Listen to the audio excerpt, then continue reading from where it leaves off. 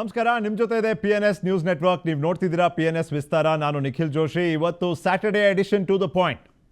ಒಂದು ವಿಶೇಷ ಚರ್ಚೆ, ನಮ್ಮೆಲ್ಲರ ಜೀವನವನ್ನು, ಪ್ರತಿನಿತ್ಯದ ಜೀವನವನ್ನು ಪ್ರಭಾವಿಸುವಂಥ ಒಂದು ವಿಷಯ. ಕಳೆದ ಕೆಲವೇ ದಿನಗಳಲ್ಲಿ ಈ ಹೋಟೆಲ್ಗಳ ಮೇಲೆ 3 ಸ್ಟಾರ್ 5 ಸ್ಟಾರ್ ನೋ ಸ್ಟಾರ್ ಎಲ್ಲರ ಮೇಲೂ ರೇಡ್ ಆದಾಗ ನಮಗೆ ಕಂಡಿದ್ದೇನಪ್ಪ ಅಂದರೆ ಕಳಪೆ ಗುಣಮಟ್ಟದ ಊಟದ ಪದಾರ್ಥಗಳು ಮತ್ತು ಊಟ ಕೂಡ ಕಳಪೆನೆ. ಇದರ ಹಾನಿಕಾರಕ ಪರಿಣಾಮ ನಮ್ಮ ದೇಹದ ಮೇಲೆ, ನಮ್ಮ ಜೀವನದ ಮೇಲೆ ಹೇಗೆ ಆಗ್ತಿದೆ ಅಂತ ನಾವು ತಿಳ್ಕೊಬೇಕಲ್ಲ.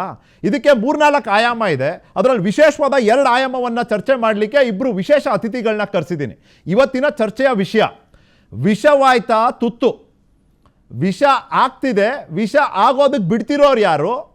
ವಿಷ ಆಗ್ತಿದೆ ಅಂತ ಗೊತ್ತಿದ್ರೂ ಅದನ್ನು ಮಾರಾಟದ ಹೆಸರಲ್ಲಿ ಯಾವುದೇ ಒಂದು ಕಿಂಚಿತ್ ಕಾಳಜಿನೂ ಇಲ್ಲದೇನೆ ಅದನ್ನು ಮಾರಾಟಕ್ಕೆ ಬಿಟ್ಟು ಜನರ ಜೀವನದ ಜೊತೆ ಆಟ ಆಡ್ತಿರೋರು ಯಾರು? ಇನ್ನು ಈ ಚರ್ಚೆಯ ವಿಸ್ತಾರವನ್ನು ನಿರ್ಧರಿಸೋ ಪ್ರಮುಖ ಪ್ರಶ್ನೆಗಳನ್ನ ನೋಡ್ತಾ ಹೋಗೋಣ. ಒಮ್ಮೆ ರೇಡ್ ಮಾಡಿಬಿಟ್ರೆ ಜನರಲ್ಲಿ ಹೋಟೆಲ್ ಮತ್ತು ಆರೋಗ್ಯ ಇಲಾಖೆಯ ಉದ್ದೇಶಗಳ ಬಗ್ಗೆ ವಿಶ್ವಾಸ ಮೂಡಿಸೋದಕ್ಕೆ ಸಾಧ್ಯನಾ? ಇದನ್ನು ಶಾರ್ಟ್ ಟರ್ಮ್ ನೀ ಜರ್ಕ್ ರಿಯಾಕ್ಷನ್, ಇದು ಒಂದು ರೀತಿ ಗಡ್ಡಕ್ಕೆ ಬೆಂಕಿ ಹದ್ದಾಗ ಬಾವಿ ತೋಡ್ದಂಗೆ, ಬಟ್ ತೋಡ್ತಿರೋ ಬಾವಿನಲ್ಲಿ ನೀರು ಸಿಗತ್ತಾ ಅನ್ನೋ ಪ್ರಶ್ನೆ ಇರೋದು. ಇನ್ನು ಊಟ ಮತ್ತು ಊಟದ ಪದಾರ್ಥಗಳ ಗುಣಮಟ್ಟದ ವಿಷಯದಲ್ಲಿ ಕೇವಲ ಅಡುಗೆ ಮನೆಗೆ ಸೀಮಿತವಾದಂಥ ಕಾರ್ಯಾಚರಣೆ ಪರಿಣಾಮಕಾರಿ ಬದಲಾವಣೆ ತರುತ್ತಾ? ಯಾಕೆ ಕೇಳ್ತೀನಿ ಅಂದರೆ, ಇದು ಕೃಷಿ ಪದ್ಧತಿ ಅಂದರೆ ಭೂಮಿ, ಆ ನೆಲ, ಆ ಮಣ್ಣಿನ ಒಂದು ಸ್ವಾಸ್ಥ್ಯ ಹೇಗಿದೆ, ಆ ಮಣ್ಣಲ್ಲಿ ಬೆಳೀತಿರುವಂಥ ಬೆಳೆ ಸ್ವಾಸ್ಥ್ಯದ ಮೇಲೆ ಅಥವಾ ಬೆಳೆಯ ಒಂದು ಗುಣಮಟ್ಟದ ಮೇಲೆ ಅದು ಹೇಗೆ ಪ್ರಭಾವಿಸುತ್ತೆ ಕೇಳಬೇಕಲ್ಲ. ತಜ್ಞರಿದ್ದಾರೆ, ಇವತ್ತು ಕೇಳೋಣ. ಇನ್ನು ಹಾನಿಕಾರಕ ಊಟದ ಪದಾರ್ಥಗಳು ಮನೆಗಳು ಮತ್ತು ತಟ್ಟೆಗಳನ್ನು ತಲುಪ್ತಿರೋದ್ರಲ್ಲಿ ಕೃಷಿ ಪದ್ಧತಿಗಳ ಪಾತ್ರ ಪ್ರಭಾವ ಇದೆಯಾ ಅಂತ. ಇನ್ನು ಸಾರ್ವಜನಿಕರ ಆತಂಕ ನೀಗಿಸಲು ಮತ್ತು ನಿರೀಕ್ಷೆ ಪೂರೈಸಲು ಸರ್ಕಾರ ತನ್ನ ಕಾರ್ಯಶೈಲಿಯಲ್ಲಿ ಯಾವೆಲ್ಲ ಬದಲಾವಣೆಗಳನ್ನು ತರಬೇಕು?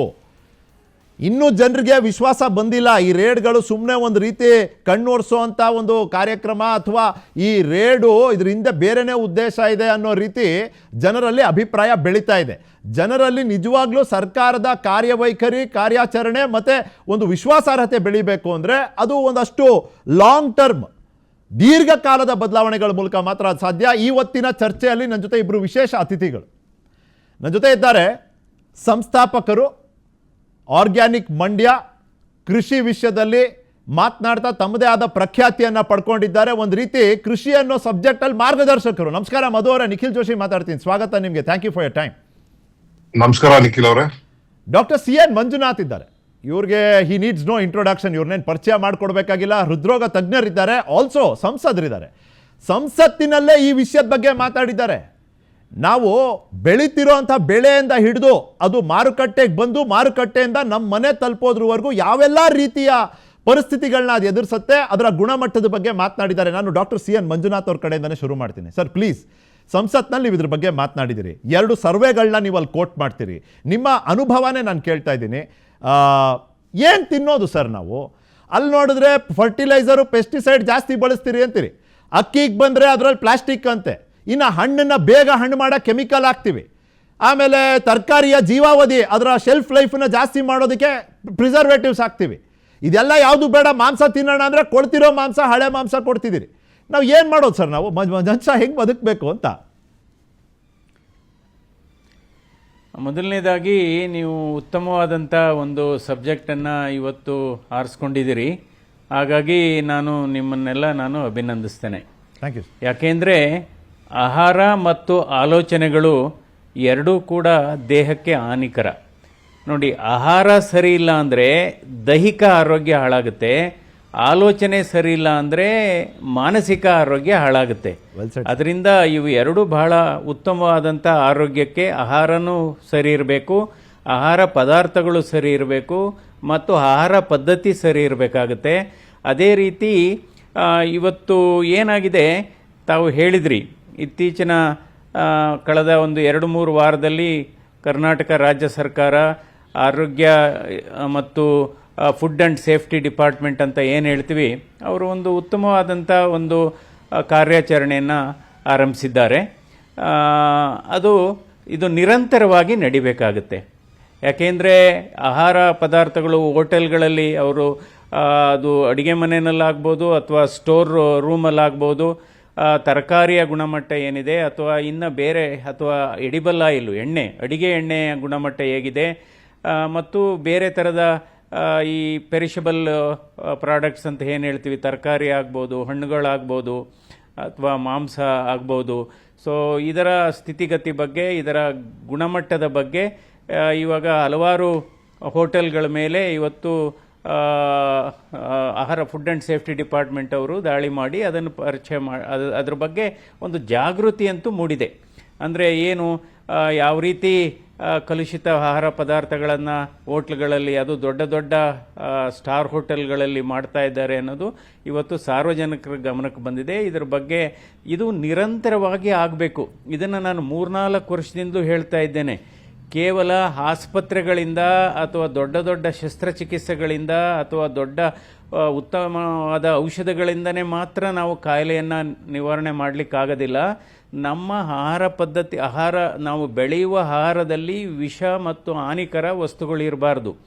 ಅದೇ ರೀತಿ ನಾವು, ಯಾಕೆಂದರೆ ಇವತ್ತು ಮಲಿನ ಅನ್ನೋದು ಜಾಸ್ತಿ ಆಗ್ತಾಯಿದೆ ನೋಡಿ. ಒಂದು ಕಡೆ ಆಹಾರದ ಮಲಿನ ಆಗ್ತಾ ಇದೆ, ಇನ್ನೊಂದು ಕಡೆ ವಾಯು ಮಾಲಿನ್ಯ ಆಗ್ತಾ ಇದೆ, ಇನ್ನೊಂದು ಕಡೆ ಜಲ ಮಾಲಿನ್ಯ ಆಗ್ತಾ ಇದೆ, ಕೊನೆಯದಾಗಿ ಇವತ್ತು ಭೂಮಿ ಮಾಲಿನ್ಯಕ್ಕೆ ಬಂದಿದ್ದೀವಿ. ಇವತ್ತು ಸಾಯಿಲ್ ಪಾಯ್ಸನ್ ಅಂತ ಹೇಳ್ತಾ ಇದ್ದೇವೆ. ಏನಾಗಿದೆ ಅಂದರೆ ಇವತ್ತು ಹಲವಾರು ಕಡೆ ಈ ಕೊಳಚೆ ನೀರನ್ನು ಸರಿಯಾಗಿ ಸಂಸ್ಕರಣೆ ಮಾಡ್ದೇ ಅದರಿಂದ ಕೆರೆಗಳನ್ನು ತುಂಬಿಸ್ತಾ ಇದ್ದೀವಿ, ಅದನ್ನು ಭೂಮಿಗೆ ಬಿಡ್ತಾ ಇದ್ದೀವಿ. ಇದರಿಂದ ಏನಾಗುತ್ತೆ, ವಾಯು ಪಲ್ಯೂಷನ್ ಒಂದು ಕಡೆ ಆದರೆ ಇವತ್ತು ಭೂಮಿ ಪಲ್ಯೂಷನ್ ಆಗ್ತಾ ಇದೆ. ಭೂಮಿಯ ಆರೋಗ್ಯ ಚೆನ್ನಾಗಿದ್ದರೆ ಮನುಷ್ಯನ ಆರೋಗ್ಯ ಚೆನ್ನಾಗಿರುತ್ತೆ. ಇವತ್ತು ಭೂಮಿಯಲ್ಲಿ ಏನಾಗುತ್ತೆ, ಈ ಕಲುಷಿತ ನೀರು ಏನಿದೆ, ಏನಾಗುತ್ತೆ, ಈ ಸಿವೇಜ್ ವಾಟರ್ ಅಂತ ಏನು ಹೇಳ್ತೀವಿ ನಾವು, ಈ ಕೊಳಚೆ ನೀರನ್ನು ನಾವು ಟೆರಿಷಿಯರಿ ಟ್ರೀಟ್ಮೆಂಟ್ ಮಾಡಿ ಬಿಡಬೇಕಾಗತ್ತೆ. ಇದು ಯಾವುದೇ ಭೂಮಿಗಾದರೂ ಬಿಡಿ, ಕೆರೆಗಾದರೂ ಬಿಡಿ ಅಥವಾ ಕೆರೆ ಕಟ್ಟೆಗಳಿಗಾದರೂ ಬಿಡಿ. ಇವತ್ತು ಹಲವಾರು ಇನ್ನೂ ಕೂಡ 90% ಇವತ್ತು ಸೆಕೆಂಡ್ರಿ ಟ್ರೀಟ್ಮೆಂಟ್ ಆಗ್ತಾ ಇದೆ, ಟೆರಿಷರಿ ಟ್ರೀಟ್ಮೆಂಟ್ ಆಗ್ತಾ ಇಲ್ಲ. ಇದು ಟೆರಿಷರಿ ಟ್ರೀಟ್ಮೆಂಟ್ ಆದರೆ ಮಾತ್ರ ಈ ಕಲುಷಿತ ನೀರು. ಇವತ್ತೇನಾಗಿದೆ, ಇವತ್ತು ಇಂಡಿಯನ್ ಇನ್ಸ್ಟಿಟ್ಯೂಟ್ ಆಫ್ ಸೈನ್ಸು ಮತ್ತು ಒಂದು ಎಂಪ್ರಿ ಅಂತಿದೆ, environment management research policy institute ಅವರು ಒಂದು ಅಧ್ಯಯನ ಮಾಡಿದ್ದಾರೆ. ಈ ಕೊಳಚೆ ನೀರಿನಿಂದ ಇರತಕ್ಕಂಥ ಆ ಸುತ್ತಮುತ್ತಲಿನ ಪ್ರದೇಶದಲ್ಲಿ ಬೆಳೆದಂಥ ತರಕಾರಿಗಳು, ಹಣ್ಣುಗಳಲ್ಲಿ ಕೆಲವು ಈ ಹೆವಿ ಮೆಟಲ್ಸ್ ಕಂಟೆಂಟ್ ಜಾಸ್ತಿ ಇದೆ. ಅದರಲ್ಲಿ ಯುರೇನಿಯಂ ಆಗ್ಬೋದು, ಅರ್ಸನಿಕ್ ಆಗ್ಬೋದು, ಫ್ಲೋರೈಡ್ ಆಗ್ಬೋದು. ಸೊ ಅದರಿಂದ ಇವತ್ತು ಎಲ್ಲೋ ಒಂದು ಕಡೆ ನಾವು ತಿನ್ನುವ ಆಹಾರದಲ್ಲಿ ದಿನನಿತ್ಯ ನಾವು ಸ್ಮಾಲ್ ಮೈಕ್ರೋ ಕ್ವಾಂಟಿಟೀಸಲ್ಲಿ ವಿಷವನ್ನು ಸೇವಿಸ್ತಾ ಇದ್ದೇವೆ ಅನ್ನೋದು ನಿಜವಾಗ್ಲೂ ಈ ಅಧ್ಯಯನದಲ್ಲಿ ಬಂದಿದೆ. ಅದರಿಂದ ಬಹಳ ಮುಖ್ಯವಾದದ್ದು ಇವತ್ತು ನಾವು ಆಹಾರ ಪದ್ಧತಿ, ಇವತ್ತು ಕೇಂದ್ರ ಸರ್ಕಾರ ಕೂಡ national mission on organic farming ಅನ್ನೋದ್ರ ಬಗ್ಗೆ ಒಂದು ವಿಶೇಷವಾದಂಥ ಅನುದಾನವನ್ನು ಕೊಡ್ತಾ ಇದೆ ದೇಶಾದ್ಯಂತ. ನೋಡಿ, ಇದು ಸಾವಯವ ಕೃಷಿ, ಎಷ್ಟು ಚೆನ್ನಾಗಿದೆ ವರ್ಡು. ಸಾವಯವ ಕೃಷಿಯನ್ನು ನಾವು ಅಳವಡಿಸ್ಕೋಬೇಕು. ಅದು ಸಾವಯವ ಕೃಷಿಯನ್ನು ಅಳವಡಿಸಿ ನಾವು ತಿನ್ನುವ ಪದಾರ್ಥಗಳನ್ನು ಬೆಳೆದ್ರೆ, ಅದು ಬೇಳೆಗಳಾಗ್ಬೋದು, ಕಾಳುಗಳಾಗ್ಬೋದು, ತರಕಾರಿಗಳಾಗ್ಬೋದು, ಹಣ್ಣುಗಳಾಗ್ಬೋದು, ಸಾವಯವ ಕೃಷಿಯನ್ನು ನಾವು ಪದ್ಧತಿಯನ್ನು ಅಳವಡಿಸ್ಕೊಂಡ್ರೆ ಜನರ ಸಾವನ್ನು ಮುಂದೂಡಬಹುದು. ಸಾವಯವ ಕೃಷಿಯಿಂದ ಸಾಯುವ ದಿನಗಳನ್ನು ವರ್ಷಾನುಗಟ್ಟಲೆ ನಾವು ಮುಂದಕ್ಕೆ ಹಾಕ್ಬೋದು. ಹಾಗಾಗಿ ಇವತ್ತು ಫುಡ್ ಆ್ಯಂಡ್ ಸೇಫ್ಟಿ ಡಿಪಾರ್ಟ್ಮೆಂಟ್ ಅವರು ಏನು ಮಾಡ್ತಾ ಇದ್ದಾರೆ, ಇದನ್ನು ರ್ಯಾಂಡಮ್ ಆಗಿ ನಿರಂತರವಾಗಿ ಮಾಡಬೇಕು. ಯಾಕೆಂದರೆ ಇವಾಗ ಮಾಡ್ತಾ ಇದ್ದಾರೆ, ಅದು ನಿರಂತರವಾಗಿರಬೇಕು. ಪ್ರತಿ 3 ತಿಂಗಳು, ಪ್ರತಿ 6 ತಿಂಗಳು ಚೆಕಪ್ ಆಗ್ತಾ ಇರಬೇಕು. ಇದು ಎಲ್ಲದ ಕಡೆ ಆಗಬೇಕಾಗುತ್ತೆ. ಎಷ್ಟೋ ಕಡೆ ಇವತ್ತು ತರಕಾರಿ ಇವಾಗ ಹೋಟೆಲ್ಗೆ ಮಾತ್ರ ಸೀಮಿತ ಆಗಿರಬಾರ್ದು. ಇದು ಹೋಟೆಲ್ಗೂ ಸೀಮಿತ, ಹಾಸ್ಟೆಲ್ಗಳಲ್ಲೂ ನೋಡಬೇಕಾಗತ್ತೆ. ನಂತರ ಇದು ಹಣ್ಣುಗಳನ್ನು ಮಾರತಕ್ಕಂಥ ಅಂಗಡಿಗಳಲ್ಲೂ ಕೂಡ ನೋಡಬೇಕಾಗುತ್ತೆ. ಸೊ ಹೀಗಾಗಿ ಇವತ್ತು ಆಹಾರದಲ್ಲಿ ಔಷಧವೂ ಇದೆ, ಆಹಾರದಲ್ಲಿ ಅಮೃತವೂ ಇದೆ, ಆಹಾರದಲ್ಲಿ ವಿಷವೂ ಇದೆ. ಸೊ ಅದರಿಂದ ಇವತ್ತು ನಮ್ಮ ಹಿರೀಕರು ಏನು ನೋಡಿ, ಹಿಂದೆ ಎಲ್ಲ ಪ್ರತಿ ಮನೆಯಲ್ಲೂ ನಮ್ಮ ಮದುವರಿದ್ದಾರೆ. ಯಾಕೆಂದರೆ ಇದಕ್ಕೆ ಯಾವ ದೊಡ್ಡ ರೆಸಿಪಿನೂ ಬೇಕಿಲ್ಲ, ಇದಕ್ಕೆ ಯಾವ ದೊಡ್ಡ ಸಂಶೋಧನೆ ಬೇಕಿಲ್ಲ. ನಮ್ಮ ಪೂರ್ವಜಕರು ಯಾವ ರೀತಿ ವ್ಯವಸಾಯ ಪದ್ಧತಿ ಮಾಡ್ತಾಯಿದ್ರು, ಯಾವ ರೀತಿ ಅವರು ಆಹಾರ ಪದ್ಧತಿಗಳನ್ನು ನೋಡ್ತಾಯಿದ್ರು, ಅದನ್ನು ನಾವು ಅಳವಡಿಸ್ಕೊಂಡ್ರೆ ಬಹುಶಃ ಕಾಯಿಲೆಗಳನ್ನು ತಪ್ಪೋದು. ಇವತ್ತೇನಾಗಿದೆ, ಭಾರತ ದೇಶದಲ್ಲಿ 60% ಸಾವುಗಳು ಇವತ್ತು ಬದಲಾದ ಜೀವನ ಶೈಲಿಯಿಂದ ಆಗ್ತಾ ಇದೆ. ಇದು ಆಹಾರ ಪದ್ಧತಿ ಬದಲಾವಣೆ ಆಗಿದೆ, ಆಹಾರ ಪದಾರ್ಥಗಳು ಬದಲಾವಣೆ ಆಗಿದೆ. ನಂತರ ಇನ್ನೊಂದು ನಾನು ಈ ಸಂದರ್ಭದಲ್ಲಿ ಹೇಳಬೇಕು ಅಂದರೆ ಈ ಕೇಕ್ಗಳ ಬಗ್ಗೆ ಹೇಳಬೇಕಾಗತ್ತೆ. ಈಗ ಕೇಕು ಇವಾಗ ಬರೀ ಹೋಟೆಲ್ಗಳನ್ನ ಮಾತ್ರ ರೇಡ್ ಮಾಡ್ತಾ ಇದ್ದಾರೆ. ಈ ಕೇಕನ್ನ ಎಲ್ಲಿ ಮಾಡ್ತಿದ್ದಾರೆ, ಈ ಕೇಕು ಅಂಗಡಿಗಳಂತೂ ಈ ಕಾಲೇಜುಗಳು ಮತ್ತು ದೊಡ್ಡ ದೊಡ್ಡ ಎಜುಕೇಷನ್ ಇನ್ಸ್ಟಿಟ್ಯೂಷನ್ ಪಕ್ಕನೇ ಇರುತ್ತೆ. ಅದೇನಾಗುತ್ತೆ, ವಿದ್ಯಾರ್ಥಿಗಳಿಗೆ ಈಗ 1,000 ವಿದ್ಯಾರ್ಥಿ ಇದ್ದರೆ ಅದರಲ್ಲಿ ಪ್ರತಿನಿತ್ಯ 10-20 ವಿದ್ಯಾರ್ಥಿಗಳದ್ದು ಊಟದಬ್ಬ ಇದ್ದೇ ಇರುತ್ತೆ. ಸೊ ಇವತ್ತು ಕೇಕದು ಫಸ್ಟು 1 ಇಂಚು ಅಥವಾ 2 ಇಂಚ್ ಏನಿರುತ್ತೆ ಕೇಕ್ ಇದು ಮೇಲೆ, ಅದರಲ್ಲಿ ಬಹಳ ಕೆಮಿಕಲ್ಸ್ ಇರುತ್ತೆ, ಪ್ರಿಸರ್ವೇಟಿವ್ಸ್ ಇರುತ್ತೆ. ಅದ್ರ ಮೇಲೆ ಹೆಸರು ಬರೀತಾರೆ, ಅದ್ರ ಮೇಲೆ ಭಾವಚಿತ್ರಗಳನ್ನು ಹಾಕ್ತಾರೆ. ಅದರಿಂದ ಇವತ್ತು ಈ ಕೇಕ್ ಮಾರ್ಕೆಟ್ ಏನಿದೆ ಅಥವಾ ಕೇಕ್ ಮಾಡತಕ್ಕಂಥ ಅಂಗಡಿಗಳೇನಿದೆ ಅಥವಾ ಕೇಕ್ ಇದೇನು ನಾವು ಕೇಕ್ ಬಾಸ್ಕೆಟ್ಟು ಅಥವಾ ನಾವು ಕೇಕ್ ಬೇಕ್ರಿ ಏನಿದೆ, ಅಲ್ಲೂ ಕೂಡ ಇದನ್ನು ಪರೀಕ್ಷೆ ಮಾಡಬೇಕಾಗುತ್ತೆ, ಅದರಲ್ಲಿ ಯಾವುದು ರಾಸಾಯನಿಕ ವಸ್ತುಗಳನ್ನ ಹಾಕಿದ್ದೀರಾ ಅಂತ. ನಂತರ ಇವತ್ತು ನಾವು ಬೆಳೆಗೆ ಏನಾಗ್ತಾ ಇದೆ ಅಂದರೆ ಪೆಸ್ಟಿಸೈಡ್ಸ್ ಯೂಸ್ ಮಾಡ್ತಾ ಇದ್ದೀವಿ ಮತ್ತು ಫರ್ಟಿಲೈಸರ್ಗಳನ್ನ ಯೂಸ್ ಮಾಡ್ತಾ ಇದ್ದೀವಿ. ಅದರಿಂದ ಏನಾಗ್ತಾ ಇದೆ, ಅಮೋನಿಯಾ ಕಂಟೆಂಟ್ ಎಲ್ಲ ಜಾಸ್ತಿಯಾಗಿ ಭೂಮಿ ಮಾಲಿನ್ಯ ಆಗ್ತಾ ಇದೆ. ಇವತ್ತು ಪುನಃ ಹೇಳ್ತೀವಿ, ನಾವು ಇವತ್ತು ಭೂಮಿಯ ಆರೋಗ್ಯವನ್ನು ಕಾಪಾಡ್ಕೋಬೇಕಾಗಿದೆ. ಮನುಷ್ಯನ ಆರೋಗ್ಯ ಚೆನ್ನಾಗಿರಬೇಕಾದ್ರೆ ಭೂಮಿ ಆರೋಗ್ಯ ಕಡಿಮೆ ಆಗಬೇಕು. ಮತ್ತು ಆರ್ಗ್ಯಾನಿಕ್ ಫಾರ್ಮಿಂಗ್ ಅಂತ ನಮ್ಮ ಸಾಂಪ್ರದಾಯಿಕವಾಗಿ ಪುರಾತನ ಕಾಲದಿಂದ ಯಾವ ರೀತಿ ನಮ್ಮ ವ್ಯವಸಾಯ ಪದ್ಧತಿ ಇತ್ತು ಅದಕ್ಕೆ ನಾವು ಪುನಃ ಹೋಗಬೇಕಾಗತ್ತೆ. ಆವಾಗ ನೋಡಿ ನಾವು ಇವತ್ತು 60% ಇವು ಸಾವುಗಳು ಇವತ್ತು 30 ವರ್ಷಕ್ಕಿಂತ ಚಿಕ್ಕವರೆಲ್ಲ ಆಗ್ತಾ ಇದೆ. ಇದು ಹೃದಯಾಘಾತ ಆಗ್ಬೋದು, ಕ್ಯಾನ್ಸರ್ ಆಗ್ಬೋದು, ಸಕ್ಕರೆ ಕಾಯಿಲೆ ಆಗ್ಬೋದು, ಅಧಿಕ ರಕ್ತದ ಒತ್ತಡ ಆಗ್ಬೋದು.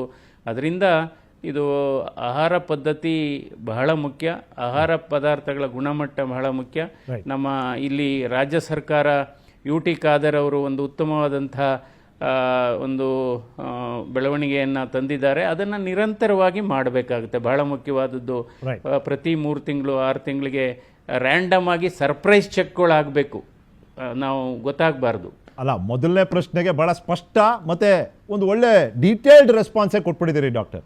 ಈಗ ನಾವು ಈ ರೇಡಿಂದ ಸ್ವಲ್ಪ ತೋಟದ ಕಡೆ ಹೋದರೆ ಮಧು ಅವ್ರಿಗೆ ಕೇಳೋದು, ಸರ್ ಈ ಎಲ್ಲ ಕಳಪೆ ಗುಣಮಟ್ಟದ ಊಟದ ಪದಾರ್ಥಗಳು ಅಂತ ನಾವು ಅಡುಗೆ ಮನೆಗೆ ಸೀಮಿತವಾಗಿ ಚರ್ಚೆ ಮಾಡ್ತಿದ್ದೀವಿ ಸರ್.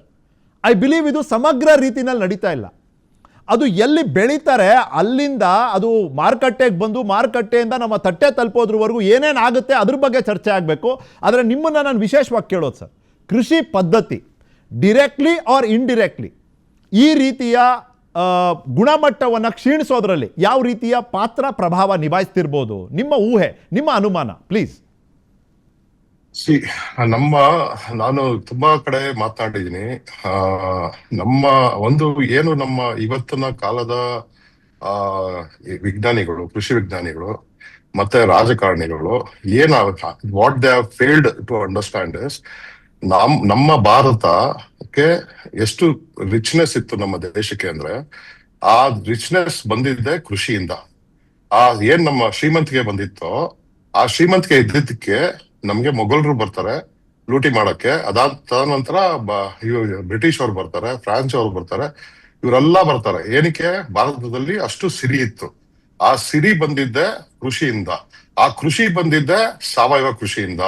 ಅದನ್ನ ನಾವು ಬೇಸಿಕ್ ಅರ್ಥ ಮಾಡ್ಕೋಬೇಕು. ಅದನ್ನ ನಾವು ಅರ್ಥ ಮಾಡ್ಕೊಳ್ಳೇ ಇಲ್ಲ. ಯಾವಾಗ ಇಂಡಿಪೆಂಡೆನ್ಸ್ ಬಂತೋ ನಾವು ಯುರೋಪಿಯನ್ ಪ್ರಾಕ್ಟೀಸಸ್ ನ ಇಲ್ಲಿಗೆ ಸ್ಟ್ರೈಟ್ ಅವೇ ಕಾಪಿ ಮಾಡಿ ನಮ್ಮ ರೈತರಿಗೆ ಟೀಚ್ ಮಾಡಿದ್ವಿ. ಯುರೋಪಿಯನ್ ಪ್ರಾಕ್ಟೀಸಸ್ ಅಥವಾ ಅಮೆರಿಕನ್ ಪ್ರಾಕ್ಟೀಸಸ್ ಏನ್ ಹೇಳುತ್ತೆ ಅಂದ್ರೆ ಮೋನೋಕ್ರಾಪಿಂಗ್ ಅಂದ್ರೆ ಏಕ ಬೆಳೆ ಪದ್ಧತಿನ ಪ್ರಮೋಟ್ ಮಾಡ್ತಾರೆ. ಏಕ ಬೆಳೆ ಪದ್ಧತಿ ಪ್ರಮೋಟ್ ಮಾಡಿದಾಗ ನೀವು ಅದಕ್ಕೆ ಫರ್ಟಿಲೈಸರ್ ಹಾಕ್ಬೇಕಾಗತ್ತೆ, ಕೆಮಿಕಲ್ ಫರ್ಟಿಲೈಸರ್ ಹಾಕ್ಬೇಕಾಗತ್ತೆ. ಮತ್ತೆ ಅದು ಒಂದೇ ಬೆಳೆ ಇರೋದ್ರಿಂದ ಇದು ಇನ್ಸೆಕ್ಟ್ಸ್ ಬರ್ತವೆ, ಪೆಸ್ಟ್ ಬರ್ತದೆ. ಆ ಪೆಸ್ಟ್ ನ ಇದ್ ಮಾಡ್ಬೇಕು ಅಂದ್ರೆ ಕೀಟನಾಶಕಗಳನ್ನ ಬಳಕೆ ಮಾಡ್ಬೇಕು. ಸೊ ನಮ್ಮ ನಮ್ಮ ಭಾರತದ ಎಕನಾಮಿ ಈ ತರ ಕೃಷಿ ಮಾಡೋದ್ರಿಂದ ದಿನ ದಿನ ಕುಗ್ಗುತ್ತೆ ಹೊರತು ಒಂದು ಎಕಾನಮಿ ಹಾಳಾಗಿದೆ. ಅಂದ್ರೆ ಭಾರತದ ಎಕಾನಮಿ ಬಡತನಕ್ಕೆ ಬರ್ತಾ ಇದೆ, ರೈತರಂತೂ ಬಡವರಾಗಿ ಹೋಗಿದ್ದಾರೆ. ನಮ್ಮ ಭಾರತದಲ್ಲಿ 99.99% ಆಫ್ ದ ರೈತರು ಆರ್ BPL ಕಾರ್ಡ್ ಹೋಲ್ಡರ್ಸ್. ಕೃಷಿನ ನಾವು ನೋಡ್ಬೇಕು. ನಮ್ಮ ಹಿಂದಿನ ಏನು ಇತ್ತು ಸಾವಯವ ಗತವೈಭವದ ಕೃಷಿ ಇತ್ತು, ನಮ್ ದೇಶಕ್ಕೆ ಶ್ರೀಮಂತಕ್ಕೆ ತಂದ್ಬಿಡೋದು. ಆ ಕೃಷಿನ ನಾವು ಅಳವಡಿಸ್ಕೊಂಡ್ರೆ, ಮಲ್ಟಿ ಕ್ರಾಪಿಂಗ್ ಮಾಡಿದ್ರೆ ಡೆಫಿನೆಟ್ ಆಗಿ ರೈತರಿಗೂ ಮುಂದೆ ಬರ್ತಾರೆ, ಆರೋಗ್ಯನೂ ಚೆನ್ನಾಗಾಗುತ್ತೆ. ಈಗ ನೋಡಿ, ಮೊನ್ನೆ 2 days ಬ್ಯಾಕ್ ಹುಬ್ಳಿ ಕಿಮ್ಸ್ ಅಲ್ಲಿ ಒಂದು ಟೆಸ್ಟ್ ಆಗಿದೆ. 13 ಜನ ರೈತರಿಗೆ ಬ್ಲಡ್ ಟೆಸ್ಟ್ ಮಾಡಿದ್ದಾರೆ. ಯಾರು ಕೀಟನಾಶಕ ಸಿಂಪಡಣೆ ಮಾಡಿದ್ದಾರೆ ಅವರಿಗೆ 8 ಜನ ರೈತರಲ್ಲಿ, ಇದಾಗಿರೋದು 3 ದಿನದ ಹಿಂದೆ, 8 ಜನ ರೈತರಲ್ಲಿ ಪೆಸ್ಟಿಸೈಡ್ ಟ್ರೇಸಸ್ ಹಂಗೆ 15 ದಿನ ಆದ್ರೂ ಹಂಗೆ ಇದೆ ಅಂತ ಪಬ್ಲಿಷ್ ಮಾಡಿದ್ದಾರೆ ಕಿಮ್ಸ್ ಹುಬ್ಳಿ ಅವರು. ಸೊ ಇದರಿಂದ ಡಾಕ್ಟರ್ ಸರ್ಗೆ ಗೊತ್ತು, ಮಂಜುನಾಥ್ ಸರ್ಗೆ, ಏನೇನು ಪೆಸ್ಟಿಸೈಡ್ ಟ್ರೇಸಸ್ ಬಾಡಿ ಇದ್ರೆ ಏನೇನ್ ಆಗತ್ತೆ ಪರಿಣಾಮ. ನಾನು ಅದನ್ನೇ ಅವ್ರಿಗೆ ನೆಕ್ಸ್ಟ್ ಕೇಳೋನಿದ್ದೆ. ಡಾಕ್ಟರ್ ಮಂಜುನಾಥ್, ನೀವು ಜಸ್ಟ್ ಪರ್ಸನಲ್ ಪ್ರಶ್ನೆ, ನೀವು ಪನ್ನೀರ್ ಮಂಚೂರಿಯನ್ನು, ಪನ್ನೀರ್ ಬಟರ್ ಮಸಾಲ ಈ ತರ ಎಲ್ಲ ತಿನ್ನೋದಿಲ್ವಾ ಪನ್ನೀರು ಡಾಕ್ಟರ್? ಅಂದ್ರೆ because you are a doctor, are you?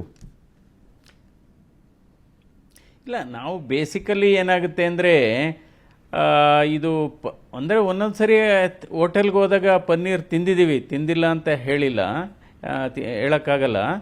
ಅಂದರೆ ಆದಷ್ಟು ಇವೆಲ್ಲ ಎಣ್ಣೆಲಿ ಯಾವ್ಯಾವುದು ಕರೆದು, ಯಾಕೆಂದರೆ ಈ ಆಯಿಲ್ ಏನಾಗುತ್ತೆ ಅದನ್ನು ರೀಯೂಸ್ ಮಾಡಬಾರ್ದು. ಇಲ್ಲೇ ಪ್ರಾಬ್ಲಮ್ ಆಗಿರೋದು. ಏನಾಗುತ್ತೆ, ಇವತ್ತು ಸ್ವಲ್ಪ ನೀವು ಈ ಎಣ್ಣೆ ಇವತ್ತು ಉಳಿಯುತ್ತೆ, ಅದನ್ನು ಚೆಲ್ಲಲ್ಲ, ಅದನ್ನು ನೆಕ್ಸ್ಟ್ ಡೇಗೂ ಕ್ಯಾರಿ ಓವರ್ ಮಾಡ್ತಾರೆ. ಅದರಲ್ಲಿ ತಿರ್ಗಾ ಕೆಲವು ಪ್ರಿಪ್ರೇಷನ್ ಮಾಡ್ತಾರೆ. ಈ ಎಣ್ಣೆನ ಪ್ರತಿದಿನ ಹಿಂದೆ ಬಳಸಿದಂಥ ಎಣ್ಣೆನ 2ನೇ ದಿವಸ 3ನೇ ದಿವಸನೂ ನಿರಂತರವಾಗಿ ಉಪಯೋಗಿಸ್ತಾ ಇದ್ದರೆ ಟ್ರಾನ್ಸ್ ಫ್ಯಾಟ್ ಜಾಸ್ತಿ ಆಗುತ್ತೆ. ಅದರಿಂದ ಅದು ಒಂದು ಸಮಸ್ಯೆ ಆಗಿದೆ. ಇನ್ನು ಒಂದು ಏನಾಗಿದೆ, ಈಗ ಪೆಸ್ಟಿಸೈಡ್ಸ್ ಬಗ್ಗೆ ಹೇಳ್ತಾ ಇದ್ವಿ. ಈಗ ಅದರಿಂದ ಆಮೇಲೆ ಇವತ್ತು ಯೂರಿಯಾನ ಬಹಳ ಉಪಯೋಗಿಸ್ತಾ ಇದ್ದಾರೆ. ಯೂರಿಯಾ ಮತ್ತು DAPಯನ್ನು ನಮ್ಮ ರೈತರುಗಳು ಪ್ರತಿಯೊಂದು ಬೆಳೆಗೂ ಉಪಯೋಗಿಸ್ತಾ ಇದ್ದಾರೆ. ಇದರಲ್ಲಿ ಇವಾಗ ಏನಾಗಿದೆ, ಒಂದು ನಾನೋ ಯೂರಿಯಾ ಅಂತ ಬಂದಿದೆ. ನಾನೋ ಯೂರಿಯಾನ ಬಳಕೆ ಮಾಡಿದರೆ, ಅಂದರೆ ಈಗ ಅದು ಲಿಕ್ವಿಡ್ ಫಾರ್ಮಲ್ಲಿ ಬರುತ್ತೆ. ಈ ಮಾಮೂಲಿ ಯೂಸ್ ಮಾಡ್ತಾ ಇರೋ ಯೂರಿಯಾ ಗ್ರ್ಯಾನ್ಯುಲಾರ್ ಫಾರ್ಮ್, ಹರಳು ಅಂತೀವಲ್ಲ, ಅದರಲ್ಲಿ ಬರುತ್ತೆ. 450 ml ಇರತಕ್ಕಂಥ ನಾನೋ ಯೂರಿಯಾ, ಅಂದರೆ ಒಂದು ಕ್ಯಾನು, ಸ್ಮಾಲ್ ಕ್ಯಾನ್ 450 ml, ಅದು 45 kg ರೆಗ್ಯುಲರ್ ಯೂರಿಯಾಗೆ ಸಮ. ಅದನ್ನು ನಾವು ಸಿಂಪಡಿಸಿದರೆ ಬಹುಶಃ ಅಂದರೆ ನಮಗೆ ಎಷ್ಟು ಬೇಕು ಅದರ ಎಫೆಕ್ಟೂ ಚೆನ್ನಾಗಿರುತ್ತೆ ಮತ್ತು ಭೂಮಿ ಮಾಲಿನ್ಯ ಆಗೋದಿಲ್ಲ. ಇನ್ನೊಂದು ವಿಚಾರ ನಾನು ಹೇಳೋದಾದರೆ, ಇವತ್ತು ನಮ್ಮ ಪೌಲ್ಟ್ರಿಗಳಲ್ಲಿ ಏನು ಮಾಡ್ತಾ ಇದ್ದಾರೆ ಅಂದರೆ, ಇದು ಕೋಳಿಗಳ ಸೈಜ್ ಬೇಗ ಬೆಳಿಬೇಕು, ಕೋಳಿಗಳ ತೂಕ ಜಾಸ್ತಿ ಆಗಬೇಕು ಅಂದ್ಬಿಟ್ಟು ಹಾರ್ಮೋನ್ಸ್ ಕೊಡ್ತಾ ಇದ್ದಾರೆ. ಯಾಕೆಂದರೆ 2 ರೋಗಿಗಳನ್ನು ನೋಡಿದ್ದೇನೆ. ಅವನಿಗೇನಿತ್ತು ಅಂದರೆ, ಅವರು ಶೆಫ್ ಆಗಿ ಕೆಲಸ ಮಾಡ್ತಾ ಇರ್ತಾರೆ ಹೋಟೆಲಲ್ಲಿ. ಅವ್ರಿಗೆ ಈ ಕೋಳಿದು ನೆಕ್ ಪೋರ್ಷನ್ನು ತಿನ್ನೋದಕ್ಕೆ ಬಹಳ ಇಷ್ಟ ಅಂತ ಅವ್ರಿಗೆ. ಆ ನೆಕ್ಗೆ ಇಂಜೆಕ್ಷನ್ ಕೊಡೋದು, ಹಾರ್ಮೋನ್ ಇಂಜೆಕ್ಷನ್ನು, ಯಾವುದು ಚೆನ್ನಾಗಿ ಬೆಳೀಲಿ, ಬೇಗ ತೂಕ ಬರಲಿ, ದುಡ್ಡು ಜಾಸ್ತಿ ಬರಲಿ ಅಂತ. ಅವನಿಗೇನಾಯಿತು, ಯಾವ ಹಾರ್ಮೋನ್ ಕೊಡ್ತಾಯಿದ್ರು ಅಲ್ಲಿ, ಈಸ್ಟ್ರೋಜನ್ ಹಾರ್ಮೋನು, ಅದರಿಂದ ಅವನಿಗೇನಾಗಿತ್ತು, ಅವನದು 2 ಬ್ರೆಸ್ಟೂ ತುಂಬ ದೊಡ್ಡದಾಗ್ಬಿಟ್ಟಿತ್ತು. ಸೊ ಅವನಿಗೆ ಆಪ್ರೇಷನ್ನೇ ಮಾಡಬೇಕು ಅಂತಿದ್ರು. ಹಿಸ್ಟ್ರಿ ತೊಗೊಂಡಾಗ ಹೇಳ್ತಿದ್ದೆ, ಇಲ್ಲ ಡಾಕ್ಟ್ರೇ, ನಾನು ಪ್ರತಿದಿನ ಈ ಕೋಳಿದು ನೆಕ್ ಪೋರ್ಷನ್ನ ತಿನ್ನೋದಕ್ಕೆ ನನಗೆ ಬಹಳ ಇಷ್ಟ. ಆವಾಗ ನಮಗೆ ಗೊತ್ತಾಯಿತು, ನೋಡಪ್ಪ, ನಿನಗೆ ಆಪ್ರೇಷನ್ ಬೇಡ, ಈ ಥರ ಕೋಳಿ ತಿನ್ನೋದು ಬಿಟ್ಬಿಡು, ನೀನು ನೆಕ್ ಪೋರ್ಷನ್ನು ತಿನ್ನೋದು ಬಿಟ್ಬಿಡು. ಆಗ 4 ತಿಂಗಳಲ್ಲಿ ಅವನು ಬ್ರೆಸ್ಟ್ ಎನ್ಲಾರ್ಜ್ಮೆಂಟೇ ಕಡಿಮೆ ಆಗೋಯ್ತು, ನಾರ್ಮಲಿಗೆ ಬಂದುಬಿಟ್ಟ. ಸೊ ಹೀಗಾಗಿ ಇವತ್ತು ಈ ಪೆಸ್ಟಿಸೈಡ್ಸ್ದು ಬಹಳ ಸಮಸ್ಯೆ ಆಗಿದೆ. ಅಂದರೆ ರೈತರಿಗೆ ಒಂದು ಕಡೆ ಎಜುಕೇಟಿವ್ ಮಾಡಬೇಕಾಗತ್ತೆ, ಅಂದರೆ ಸಮತೋಲನ ಇರಬೇಕು. ನಾವು ಅಕಸ್ಮಾತ್ ರಾಸಾಯನಿಕ ಗೊಬ್ಬರಗಳನ್ನು ಅಥವಾ ಕೀಟನಾಶಕ ಇದು ಸಿಂಪಡಿಸಬೇಕಾದ್ರೆ ಸಮತೋಲನ ಎಷ್ಟಾಗಬೇಕು, ಎಷ್ಟು ಕ್ವಾಂಟಿಟಿ ಯೂಸ್ ಮಾಡಬೇಕು. ಈಗ ಡ್ರೋನ್ಗಳು ಕೂಡ ಬಂದು ಅದು ಟೈಟ್ರೇಟ್ ಮಾಡತಕ್ಕಂಥದ್ದು. ಹೆಚ್ಚು ನಾವು ಈಗಾಗಲೇ ಮಧು ಅವರು ಹೇಳಿದಾಗೆ ನೋಡಿ ಹಿಂದೆ ಎಲ್ಲ ಪ್ರತಿ ಮನೆಯಲ್ಲೂ ಕೂಡ ಒಂದು ತಿಪ್ಪೆ ಅಂತ ಇರೋದು, ಸಗಣಿ. ಇವತ್ತು ಯೂರಿಯಾ ಏನಿದೆ ನೋಡಿ, ಈಗ ಎಮ್ಮೆಗಳಾಗ್ಬೋದು, ಹಸುಗಳಾಗ್ಬೋದು, ಅದರ ಯೂರಿನ್ನಲ್ಲಿ ಯೂರಿಯಾ ಇರುತ್ತೆ. ಸೊ ಅದು ಕೂಡ ಒಂದು ಸ್ವಾಭಾವಿಕವಾದಂತಹ ಒಂದು ಗೊಬ್ಬರನೇ. ಯೂರಿಯಾ ಆಗ್ಬೋದು, ಸಗಣಿ ಆಗ್ಬೋದು. ಸೊ ಅದರಿಂದ ಇವತ್ತು ನಿಜವಾಗ್ಲೂ ನಾವು ಆಹಾರದ ಮೂಲಕ ವಿಷವನ್ನು ಸೇವಿಸ್ತಾ ಇದ್ದೇವೆ. ಇದೇ ಕಾರಣ ಇವತ್ತು ಒಂದು ಕಾಲ ಇತ್ತು, ಹಿಂದೆ ಮಕ್ಕಳು ತಂದೆ ಒನ್ ಮೋರ್ ಕ್ವೆಶ್ಚನ್. ಕ್ಯಾನ್ಸರ್ ಕೂಡ ಅತಿ ಹೆಚ್ಚು ಪ್ರಕರಣಗಳಾಗ್ತಿರೋದು ನಾವು ಬದಲಾಯಿಸ್ಕೊಂಡಿರುವಂಥ ಊಟದ ಪದ್ಧತಿಯಿಂದ ಅಥವಾ ನಮ್ಮ ತಟ್ಟೆಗೆ ಬರ್ತಿರೋವಂಥ ಊಟದ ಪದಾರ್ಥಗಳಿಂದ ಅಂತ. ಪ್ಲಾಸ್ಟಿಕ್ ಅಕ್ಕಿ, ಪ್ಲಾಸ್ಟಿಕ್ ಮೊಟ್ಟೆ, ಈ ಪ್ಲಾಸ್ಟಿಕ್ದು consumption one or another way directly or indirectly ನಮ್ಮ ದೇಹಕ್ಕೆ ಆಗ್ತಾನೆ ಇದೆ. ಇದರಿಂದ ಕೂಡ ಕ್ಯಾನ್ಸರಿನ ಚಾನ್ಸಸ್ ಜಾಸ್ತಿ ಆಯಿತು. ನಾವು ಊಟದ ಪದಾರ್ಥಗಳನ್ನ ಎಲ್ಲಿ ಇಡ್ತೀವಿ ಅದು ಪ್ಲಾಸ್ಟಿಕ್ ಡಬ್ಬಿಗಳು, ಅದರಲ್ಲೂ ಒಂದು ರೀತಿ ಅಬ್ಸಾರ್ಪ್ಷನ್ ಆಗಿ ನಾವು ಅದನ್ನು ತಿನ್ನೋವಂಥ ಅಥವಾ ಕುಡಿಯೋವಂಥ ಪರಿಸ್ಥಿತಿ. ಪ್ಲೀಸ್ ಈ ಕ್ಯಾನ್ಸರ್ ಬಗ್ಗೆ ಒಂದು ಮಾತು, ಊಟ ಕ್ಯಾನ್ಸರ್ ಕನೆಕ್ಷನ್. ಅಲ್ಲ, ಹೌದು. ಇವಾಗ ಏನಾಗಿದೆ, ಕ್ಯಾನ್ಸರ್ ಈಗ ನೋಡ್ಬೋದು 30-35% ಕ್ಯಾನ್ಸರು 45 ವರ್ಷಕ್ಕಿಂತ ಚಿಕ್ಕವರಲ್ಲೇ ಬರ್ತಾ ಇದೆ. ಇದಕ್ಕೆ ಊಟದ ಪದ್ಧತಿ ಬದಲಾವಣೆ ಆಗಿದೆ ಮತ್ತು ತಿನ್ನುವ ವಸ್ತುಗಳಲ್ಲಿ ಹಲವಾರು ರಾಸಾಯನಿಕ ನಾವು ವಸ್ತುಗಳನ್ನು ಸೇವಿಸ್ತೀವಿ. ಮತ್ತು ಈಗಾಗಲೇ ಮಾತಾಡಿದ್ದೇವೆ ಪೆಸ್ಟಿಸೈಡ್ಸ್ ಬಗ್ಗೆ, ಫರ್ಟಿಲೈಸರ್ಗಳ ಬಗ್ಗೆ, ಇದರೆಲ್ಲ ಮಾತಾಡಿದ್ದೇವೆ. ಅದೇ ರೀತಿ ಪ್ಲಾಸ್ಟಿಕ್ ಬಗ್ಗೆ ಬರೋದಾದರೆ ಏನಾಗುತ್ತೆ ಅಂದರೆ ನೋಡಿ, ಹಿಂದೆ ಎಲ್ಲ ನಾವು ಈಗ ಬರ್ತಾ ಇದೆ ಅದು ಆದಷ್ಟು ಮಡಕೆಗಳಲ್ಲಿ ನೀರು ಶೇಖರಣೆ ಆಗ್ತಾ ಇತ್ತು. ಆವಾಗ ಮಡಕೆನಲ್ಲಿ ನೀರು ಒಂಥರ ರೆಫ್ರಿಜರೇಟರ್ ಥರ ಇತ್ತು, ಕೂಲಾಗಿರೋದು, ಅದು ಯಾವುದೇ ಒಂದು ರಾಸಾಯನಿಕ ಕ್ರಿಯೆ ಇರಲ್ಲ. ಇವತ್ತು ನಾವು ಈ ಪ್ಲಾಸ್ಟಿಕ್ ಬಾಟಲ್ಗಳಲ್ಲಿ ನೀರನ್ನು ಕುಡಿಯುವಂಥದ್ದು ಅಥವಾ ಅದರಲ್ಲಿ ಶೇಖರಣೆ ಮಾಡುವಂಥದ್ದು ಎಷ್ಟು ಕಡೆ ಒಂದು ಇವತ್ತು ಅಧ್ಯಯನ ಆಗಿದೆ. ಸ್ಮಾಲ್ ಮೈಕ್ರೋ ಪಾರ್ಟಿಕಲ್ಸ್ ಏನಿದೆ, ಪ್ಲಾಸ್ಟಿಕ್ದು ಮೈಕ್ರೋ ಪಾರ್ಟಿಕಲ್ಸ್ನ ಬ್ರೈನಲ್ಲೂ ಕೂಡ ಡಿಟೆಕ್ಟ್ ಮಾಡಿದ್ದಾರೆ. ಮತ್ತು ಕೆಲವು ಲಿವರು, ಸ್ಪ್ಲೀನು ಅಥವಾ ಇಂಟೆಸ್ಟೈನಲ್ಲೂ ಕೂಡ ರೆಕಾರ್ಡ್ ಮಾಡಿದ್ದಾರೆ. ಅದರಿಂದ ಆದಷ್ಟು ಇವಾಗ ಇದೆಲ್ಲ ಜೈವಿಕವಾದಂಥ ವಸ್ತುಗಳನ್ನು ನಾವು ಉಪಯೋಗಿಸ್ಬೇಕು. ಪ್ಲಾಸ್ಟಿಕ್ಕು ಕೂಡ ಒಂದು ಕಾರಣನೇ ಆಗ್ತಾ ಇದೆ. ಹೀಗಾಗಿ ಇವತ್ತು ವಾಯುಮಾಲಿನ್ಯದ ಬಗ್ಗೆ ನಾನು ಹೇಳಬೇಕಾಗತ್ತೆ. ನಾವು ವಾಯುಮಾಲಿನ್ಯ ಏನಾಗಿದೆ, ಇವತ್ತು ನಾವು ಅಂದ್ಕೊಂಡಿರೋದು ವಾಯುಮಾಲಿನ್ಯದಿಂದ ಏನಾಗ್ತಾ ಇದೆ, ಶ್ವಾಸಕೋಶದ ಕಾಯಿಲೆ ಅಂತ ಎಲ್ಲರಿಗೂ ಗೊತ್ತು. ಬ್ರಾಂಕೈಟಿಸ್ ಆಗ್ಬೋದು, ಆಸ್ತಮಾ ಜಾಸ್ತಿ ಆಗ್ಬೋದು ಅನ್ನೋದು ಗೊತ್ತಿದೆ. ಆದರೆ ಇವತ್ತು ವಾಯುಮಾಲಿನ್ಯದಿಂದ ಹೃದಯಾಘಾತ ಕೂಡ ಆಗ್ತಾ ಇದೆ. ಇವತ್ತು ಏರ್ ಪೊಲ್ಯೂಷನ್, ವಾಯುಮಾಲಿನ್ಯನ ನಾವು ಏನು ಹೇಳ್ತಾ ಇದ್ದೀವಿ, ಹೊಸ ತಂಬಾಕು ಅಂತಿದ್ದೀವಿ. ವಾಯುಮಾಲಿನ್ಯ ಒಂದು ಹೊಸ ಧೂಮಪಾನ ಅಂತಲೇ ಹೇಳ್ತಾ ಇದ್ದೀವಿ. ಇವತ್ತು ಅಧ್ಯಯನಗಳಿಂದ ಇದು ಸಾಬೀತಾಗಿದೆ, ವಾಯುಮಾಲಿನ್ಯ ಹೃದಯಾಘಾತಕ್ಕೆ ಒಂದು ಪ್ರಮುಖವಾದಂಥ ಕಾರಣ ಆಗ್ತಾ ಇದೆ. ಎರಡನೇದು, ವಾಯುಮಾಲಿನ್ಯದಿಂದ ಹೃದಯದ ಬಡಿತ ಕೂಡ ಏರುಪೇರಾಗ್ಬೋದು, ಹೃದಯದ ವೈಫಲ್ಯತೆ ಕೂಡ ಆಗ್ಬೋದು. ಇನ್ನೊಂದು, ಗರ್ಭಿಣಿ ಹೆಂಗಸರ ಮೇಲೂ ಕೂಡ ವಾಯುಮಾಲಿನ್ಯ ಇವತ್ತು ದುಷ್ಪರಿಣಾಮ ಬೀಳ್ತದೆ. ಹಲವು ಗರ್ಭಿಣಿ ಹೆಂಗಸರ ಮೇಲೆ ಅದರ ಪರಿಣಾಮ ಜಾಸ್ತಿ ಆದಾಗ ವಾಯುಮಾಲಿನ್ಯ ಅವ್ರಿಗೆ ಅಬಾರ್ಷನ್ ಆಗ್ಬೋದು, ಮಿಸ್ಕ್ಯಾರೇಜ್ ಆಗ್ಬೋದು, ಹುಟ್ಟುವ ಮಗುವಿನ ತೂಕ ಕಡಿಮೆ ಆಗ್ಬೋದು. ಇವೆಲ್ಲ ಇವತ್ತು ಕೈಗಾರಿಕೀಕರಣ ಅಂತ ಒಂದು ಕಡೆ ಹೇಳ್ತಾ ಇದ್ದೀವಿ, ಇನ್ನೊಂದು ಕಡೆ ಇದು ಗಣಕೀಕರಣ ಅಂತಿದ್ದೀವಿ. ಇದೆಲ್ಲ ಸಮಸ್ಯೆಗಳ ಒಂದು ಹಗರ ಆಗಿದೆ. ಆದರೂ ಕೂಡ ಇವತ್ತು ನಮ್ಮ ಆರೋಗ್ಯ ನಾವು ತಿನ್ನುವ ಆಹಾರದಲ್ಲಂತೂ ಡೆಫಿನೆಟ್ ಆಗಿದೆ. ಇವತ್ತು ಆಯಿಲ್ ಕನ್ಸಂಪ್ಷನ್ನು ಭಾರತೀಯರು ನಾವು ಜಾಸ್ತಿ ಆಯಿಲ್ ಕನ್ಸಂಪ್ಷನ್ ಮಾಡ್ತಾ ಇದ್ದೀವಿ. ನೋಡಿ, ಒಂದು ಅಧ್ಯಯನ ಇದೆ, ಯುರೋಪು ಮತ್ತು ಅಮೇರಿಕಾ ದೇಶದಲ್ಲಿ ಒಬ್ಬ ಆವ್ರೇಜು ವ್ಯಕ್ತಿ ಒಂದು ವರ್ಷದಲ್ಲಿ 10 kg ಆಯಿಲ್ನ ಯೂಸ್ ಮಾಡ್ತಾನೆ. ಆದರೆ ಭಾರತೀಯರು ಅಧ್ಯಯನದಲ್ಲಿ ಒಬ್ಬ ಆವ್ರೇಜ್ ಇಂಡಿಯನ್ನು ಸುಮಾರು 20-22 kg ಆಯಿಲನ್ನು ಉಪಯೋಗಿಸ್ತಾನೆ ಒಂದು ವರ್ಷದಲ್ಲಿ. ಇವತ್ತು ಬಜ್ಜಿ ಆಗ್ಬೋದು ಅಥವಾ ಫ್ರೆಂಚ್ ಫ್ರೈಸ್ ಆಗ್ಬೋದು, ಎಣ್ಣೆಲಿ ಕರೆದಿರೋದು ಬಹಳ ಹಾನಿಕರ ಅಂತಲೇ ಹೇಳಬೇಕು. ಈ ಪದೇ ಎಣ್ಣೆಗಳನ್ನು ಅದನ್ನೇ ಯೂಸ್ ಮಾಡೋದು, ಅದು ಕೂಡ ಹಾನಿಕರನೇ. ರೈಟ್ ಸರ್, ಈಗ ನಾನು ಇಬ್ಬರಿಗೂ ಗ್ರಾಹಕರಾಗಿ ಕೇಳ್ತೀನಿ. ಈಗ ರೀಸೆಂಟ್ ರೇಟ್ಸ್ ಏನಾಯಿತು, ಇದಾದ ಮೇಲೆ ನೀವು ಬಯಸುವಂಥ ಬದಲಾವಣೆಗಳೇನು? ಒಂದು ರೇಡು 5 ಸ್ಟಾರೋ 3 ಸ್ಟಾರೋ ನೋ ಸ್ಟಾರೋ ಸಾಲೋದಿಲ್ಲ ಅಂತ ಜನರಲ್ಲಿ ವಿಶ್ವಾಸ ಬೆಳಿಬೇಕು. ಮಧು ಸರ್, ಮುಂಚೆ ಎಲ್ಲ ಹೇಗಿತ್ತು ಸರ್? ನಾವು ಹೋಗೋ ಹೋಟೆಲ್ ಬಗ್ಗೆ ನಮಗೊಂದು ವಿಶ್ವಾಸ ಇರ್ತಿತ್ತು, ಅಲ್ಲಿರೋ ಭಟ್ರ ಬಗ್ಗೆ ಒಂದು ವಿಶೇಷವಾದ ವಿಶ್ವಾಸ ಇರ್ತಿತ್ತು. ಆದರೆ ಇವತ್ತು ಅದು ಉಳಿಲಿಲ್ಲ ಅಂತ. ಈ ವಿಶ್ವಾಸಾರ್ಹತೆ ಬೆಳಿಬೇಕು ಅಂದರೆ ಸರ್ಕಾರದ ಪಾತ್ರನೂ ಇದೆ. ನೀವು ಗ್ರಾಹಕರಾಗಿ ನೀವೇನು ಎಕ್ಸ್ಪೆಕ್ಟ್ ಮಾಡ್ತೀರಿ ಮಧು ಸರ್? ಸಿ, ಯಾರೇ ಬಿಸ್ನೆಸ್ ಮಾಡ್ಲಿ ಅದು ಎಥಿಕಲ್ ಆಗಿ ಮಾಡ್ಬೇಕು. ಈಗ ನೀವೇ ಹೇಳ್ತಾ ಇದೀರಾ, ನಮ್ಮ ಸೌತ್ ಬೆಂಗಳೂರಲ್ಲಿ Vidyarthi Bhavan, Brahmins coffee bar, CTR ಮತ್ತೆ SLV ಈ ತರದವರು ಎಷ್ಟು ಎಥಿಕಲ್ ಆಗಿ ಬಿಸ್ನೆಸ್ ಮಾಡ್ತಾರೆ, ಎಷ್ಟು ಕ್ಲೀನಿನೆಸ್ ಆಗಿ ಮಾಡ್ತಾರೆ. ಸಣ್ಣ ಇವರು ಈ ಇವ್ರಿಗೆ ಇವರೆಲ್ಲ ಲೋಕಲಿ ಬಂದಿರೋರು, ಲೋಕಲಿ ಬೆಳೆದಿರೋರು ಬೆಂಗಳೂರವ್ರೆ. ಸೊ ಅವ್ರಿಗೆ ಒಂದು ಕಾಳಜಿ ಇರುತ್ತೆ, ಒಂದು ನಮ್ಮ ಸಮಾಜ ನಮ್ಮ ಇದು ಅಂತ ಇರುತ್ತೆ. ಆದ್ರೆ ಈಗ ನೋಡಿ, ದೊಡ್ಡ ಏನ್ 3 ಸ್ಟಾರ್ 5 ಸ್ಟಾರ್ ಹತ್ರ ಇದೆಯಲ್ಲ, ಆ ಓನರ್ಸ್ ಅವ್ರಿಗೂ ನಮ್ ಸಿಟಿಗೂ ಕನೆಕ್ಷನ್ ಇರಲ್ಲ. ಎಲ್ಲಿಂದನೋ ಬರ್ತಾರೆ, ಮಾಡ್ತಾರೆ, ದುಡ್ಡೇ ಪ್ರಾಮುಖ್ಯತೆ ಅವ್ರಿಗೆ. ದುಡ್ಡು ಪ್ರಾಮುಖ್ಯತೆ, ಗ್ಲಾಮರ್, ಈ ತರ ಮಾಡಿ ನೀವ್ ನೋಡಿಬೇಕಾರೆ ಕರ್ನಾಟಕ ಮತ್ತು ಬೆಂಗಳೂರು ಬೇಸ್ಡ್ ಒಂದು ಈಟರಿಲ್ಲೂ ಏನು ತಪ್ಪು ಸಿಕ್ಕಿಲ್ಲ. ಎಲ್ಲ ಸಿಕ್ಕಿರೋದಲ್ಲ ಬೆಂಗಳೂರಿಗೆ ಕನೆಕ್ಷನ್ ಇಲ್ದಿರೋರ ಇದರಲ್ಲಿ ಸಿಕ್ಕಿರೋದು. ಸೊ ಜನರು ಲೋಕಲ್ ಅವ್ರಿಗೆ ಮತ್ತೆ ಇಲ್ಲೇ ಇದ್ದೀರಾ ಅಂತ ಕಡೆಗೆ ಗ್ರಾಹಕರು ಹೋಗಿ ಅಲ್ಲಿ ಕನ್ಸ್ಯೂಮ್ ಮಾಡೋದು ಉತ್ತಮ ಅಂತ ನನ್ನ ಅಭಿಪ್ರಾಯ. ರೈಟ್.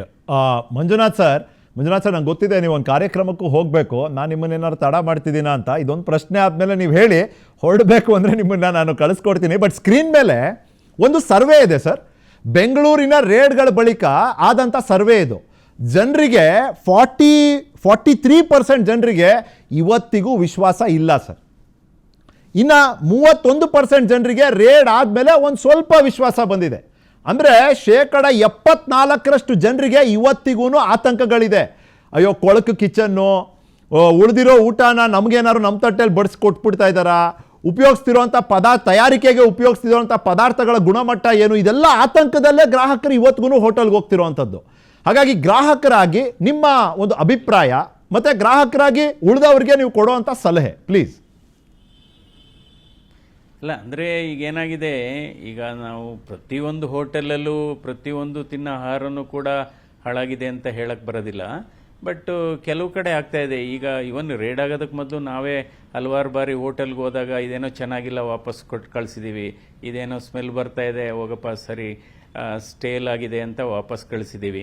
ಸೊ ಹೀಗಾಗಿ ಆದರೂ ಕೂಡ ಇವರು ಈ ಹೋಟೆಲ್ ಮಾಲೀಕರು ಏನಿದ್ದಾರೆ ಅವರು ಹಣ ಉಳಿಸೋದಕ್ಕೆ ಹೋಗಬಾರ್ದು. ಯಾಕೆಂದರೆ ನಮ್ಮ ಜನರ ಆರೋಗ್ಯ ಭಾಳ ಮುಖ್ಯ. ಏನಾದರೂ ಕೊಳ್ತೋಗಿದ್ರೆ ಅಥವಾ ಅದನ್ನೇ ಅಡುಗೆಗೆ ಬಳಸುವಂಥದ್ದು ಮಾಡಬಾರ್ದು. ಅದರಿಂದ ಒಂದು ಕಡೆ ಅವರು ವ್ಯಾಪಾರ ಆದರೂ ಕೂಡ ಅದರಲ್ಲಿ ಒಂದು ಮೌಲ್ಯಾಧಾರಿತ ಒಂದು ವ್ಯಾಪಾರ ಆಗಬೇಕು, ಅದು ಹೇಳಬೇಕಾಗುತ್ತೆ. ಯಾಕೆಂದರೆ ಇವತ್ತು ಹಲವಾರು ಕಡೆ ಅಂದರೆ ಒಂದು ಜನಜಾಗೃತಿ ಕೂಡ ಮೂಡಿದೆ ಮತ್ತು ಅವರು ಹೋಟೆಲ್ಲು ನಡೆಸುವಂಥವ್ರಿಗೂ ಕೂಡ ಒಂದು ಮುನ್ನೆಚ್ಚರಿಕೆ ಗಂಟೆ ಆಗಿದೆ ಇದು. ಅಂದರೆ ನಾವು ಹೋದಂಥ ಸಂದರ್ಭದಲ್ಲಿ ಈಗಾಗಲೇ ಮಧು ಅವರು ಹೇಳಿದರು, ಈಗ ಕೆಲವೆಲ್ಲ ಈ ಸ್ಥಳೀಯರು ಏನು ಹೋಟೆಲ್ ನಡೆಸ್ತಾ ಇದ್ದಾರೆ, ಸೊ ಅವರು ಸಾಮಾನ್ಯವಾಗಿ ಇದ್ರ ಬಗ್ಗೆ ಯಾಕೆಂದರೆ ಈ ಗುಣಮಟ್ಟವನ್ನು ಕಾಪಾಡ್ಕೊಂಡು ಹೋಗ್ತಾ ಇದ್ದಾರೆ, ಸ್ಥಳೀಯ ಮಾರ್ಕೆಟು ಅವ್ರಿಗೆ ಗೊತ್ತಿರುತ್ತೆ. ಇನ್ನೊಂದು ಏನಪ್ಪ ಅಂದರೆ ಫಾರಿನ್ ಇನ್ವೆಸ್ಟ್ಮೆಂಟು ಹೋಟೆಲ್ಗಳಿಗೆ ಬಂದು ಹದಗೆಟ್ಟಿದೆ ಇದು. ಇವತ್ತು ಸುಮಾರು ಫಾರಿನ್ ಇನ್ವೆಸ್ಟ್ಮೆಂಟು ದೊಡ್ಡ ಇದೇನಾಗಿದೆ, ಅಮೇರಿಕಾ ಇಂಗ್ಲೆಂಡು ಇದರಲ್ಲೆಲ್ಲ ಹೆಚ್ಚು ಕಡಿಮೆ ಮನೆಯಲ್ಲೇ ಒಂದು ವಾರ 15 ದಿವಸ ಇಟ್ಕೊಂಡು ತಿನ್ನೋ ಪದ್ಧತಿ ಇದೆ. ಬಟ್ ಇಲ್ಲಿ ರೆಫ್ರಿಜರೇಟಲ್ಲಿ ಇಟ್ಟಾಗ ಏನಾಗುತ್ತೆ, ಇಲ್ಲಿ ಟೆಂಪ್ರೇಚರೇ ಬೇರೆ, ಅದು ಎಲೆಕ್ಟ್ರಿಸಿಟಿ ಎಲ್ಲ ಹೋಗ್ತಾ ಇರುತ್ತೆ.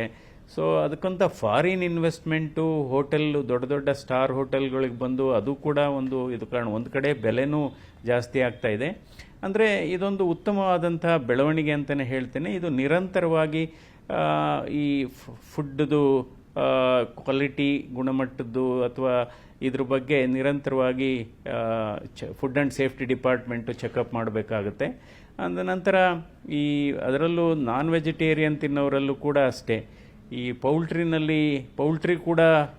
ಮೇಲೂ ಕೂಡ ನಿಗಾ ವಹಿಸಬೇಕಾಗುತ್ತೆ. ಹಾರ್ಮೋನ್ಸ್ ಯಾರ್ಯಾರು ಬಳಸ್ತಾ ಇದ್ದಾರೆ ಅದಕ್ಕೂ ಕಡಿವಾಣ ಹಾಕಬೇಕಾಗಿದೆ. ಸೊ ಹೀಗಾಗಿ ಜನರಲ್ಲಿ ಅಂದರೆ ಇದರಿಂದ ಎಲ್ಲೋ ಒಂದು ಕಡೆ ಮನಸ್ಸಲ್ಲಿ ಅನಿಸುತ್ತೆ, ಏನಪ್ಪ ನಮಗೆ ಸರಿಯಾದ ಊಟ ಸಿಗುತ್ತಾ ಇಲ್ವಾ ಇದು ಅಂದ್ಬಿಟ್ಟು. ಬಟ್ ಆದರೆ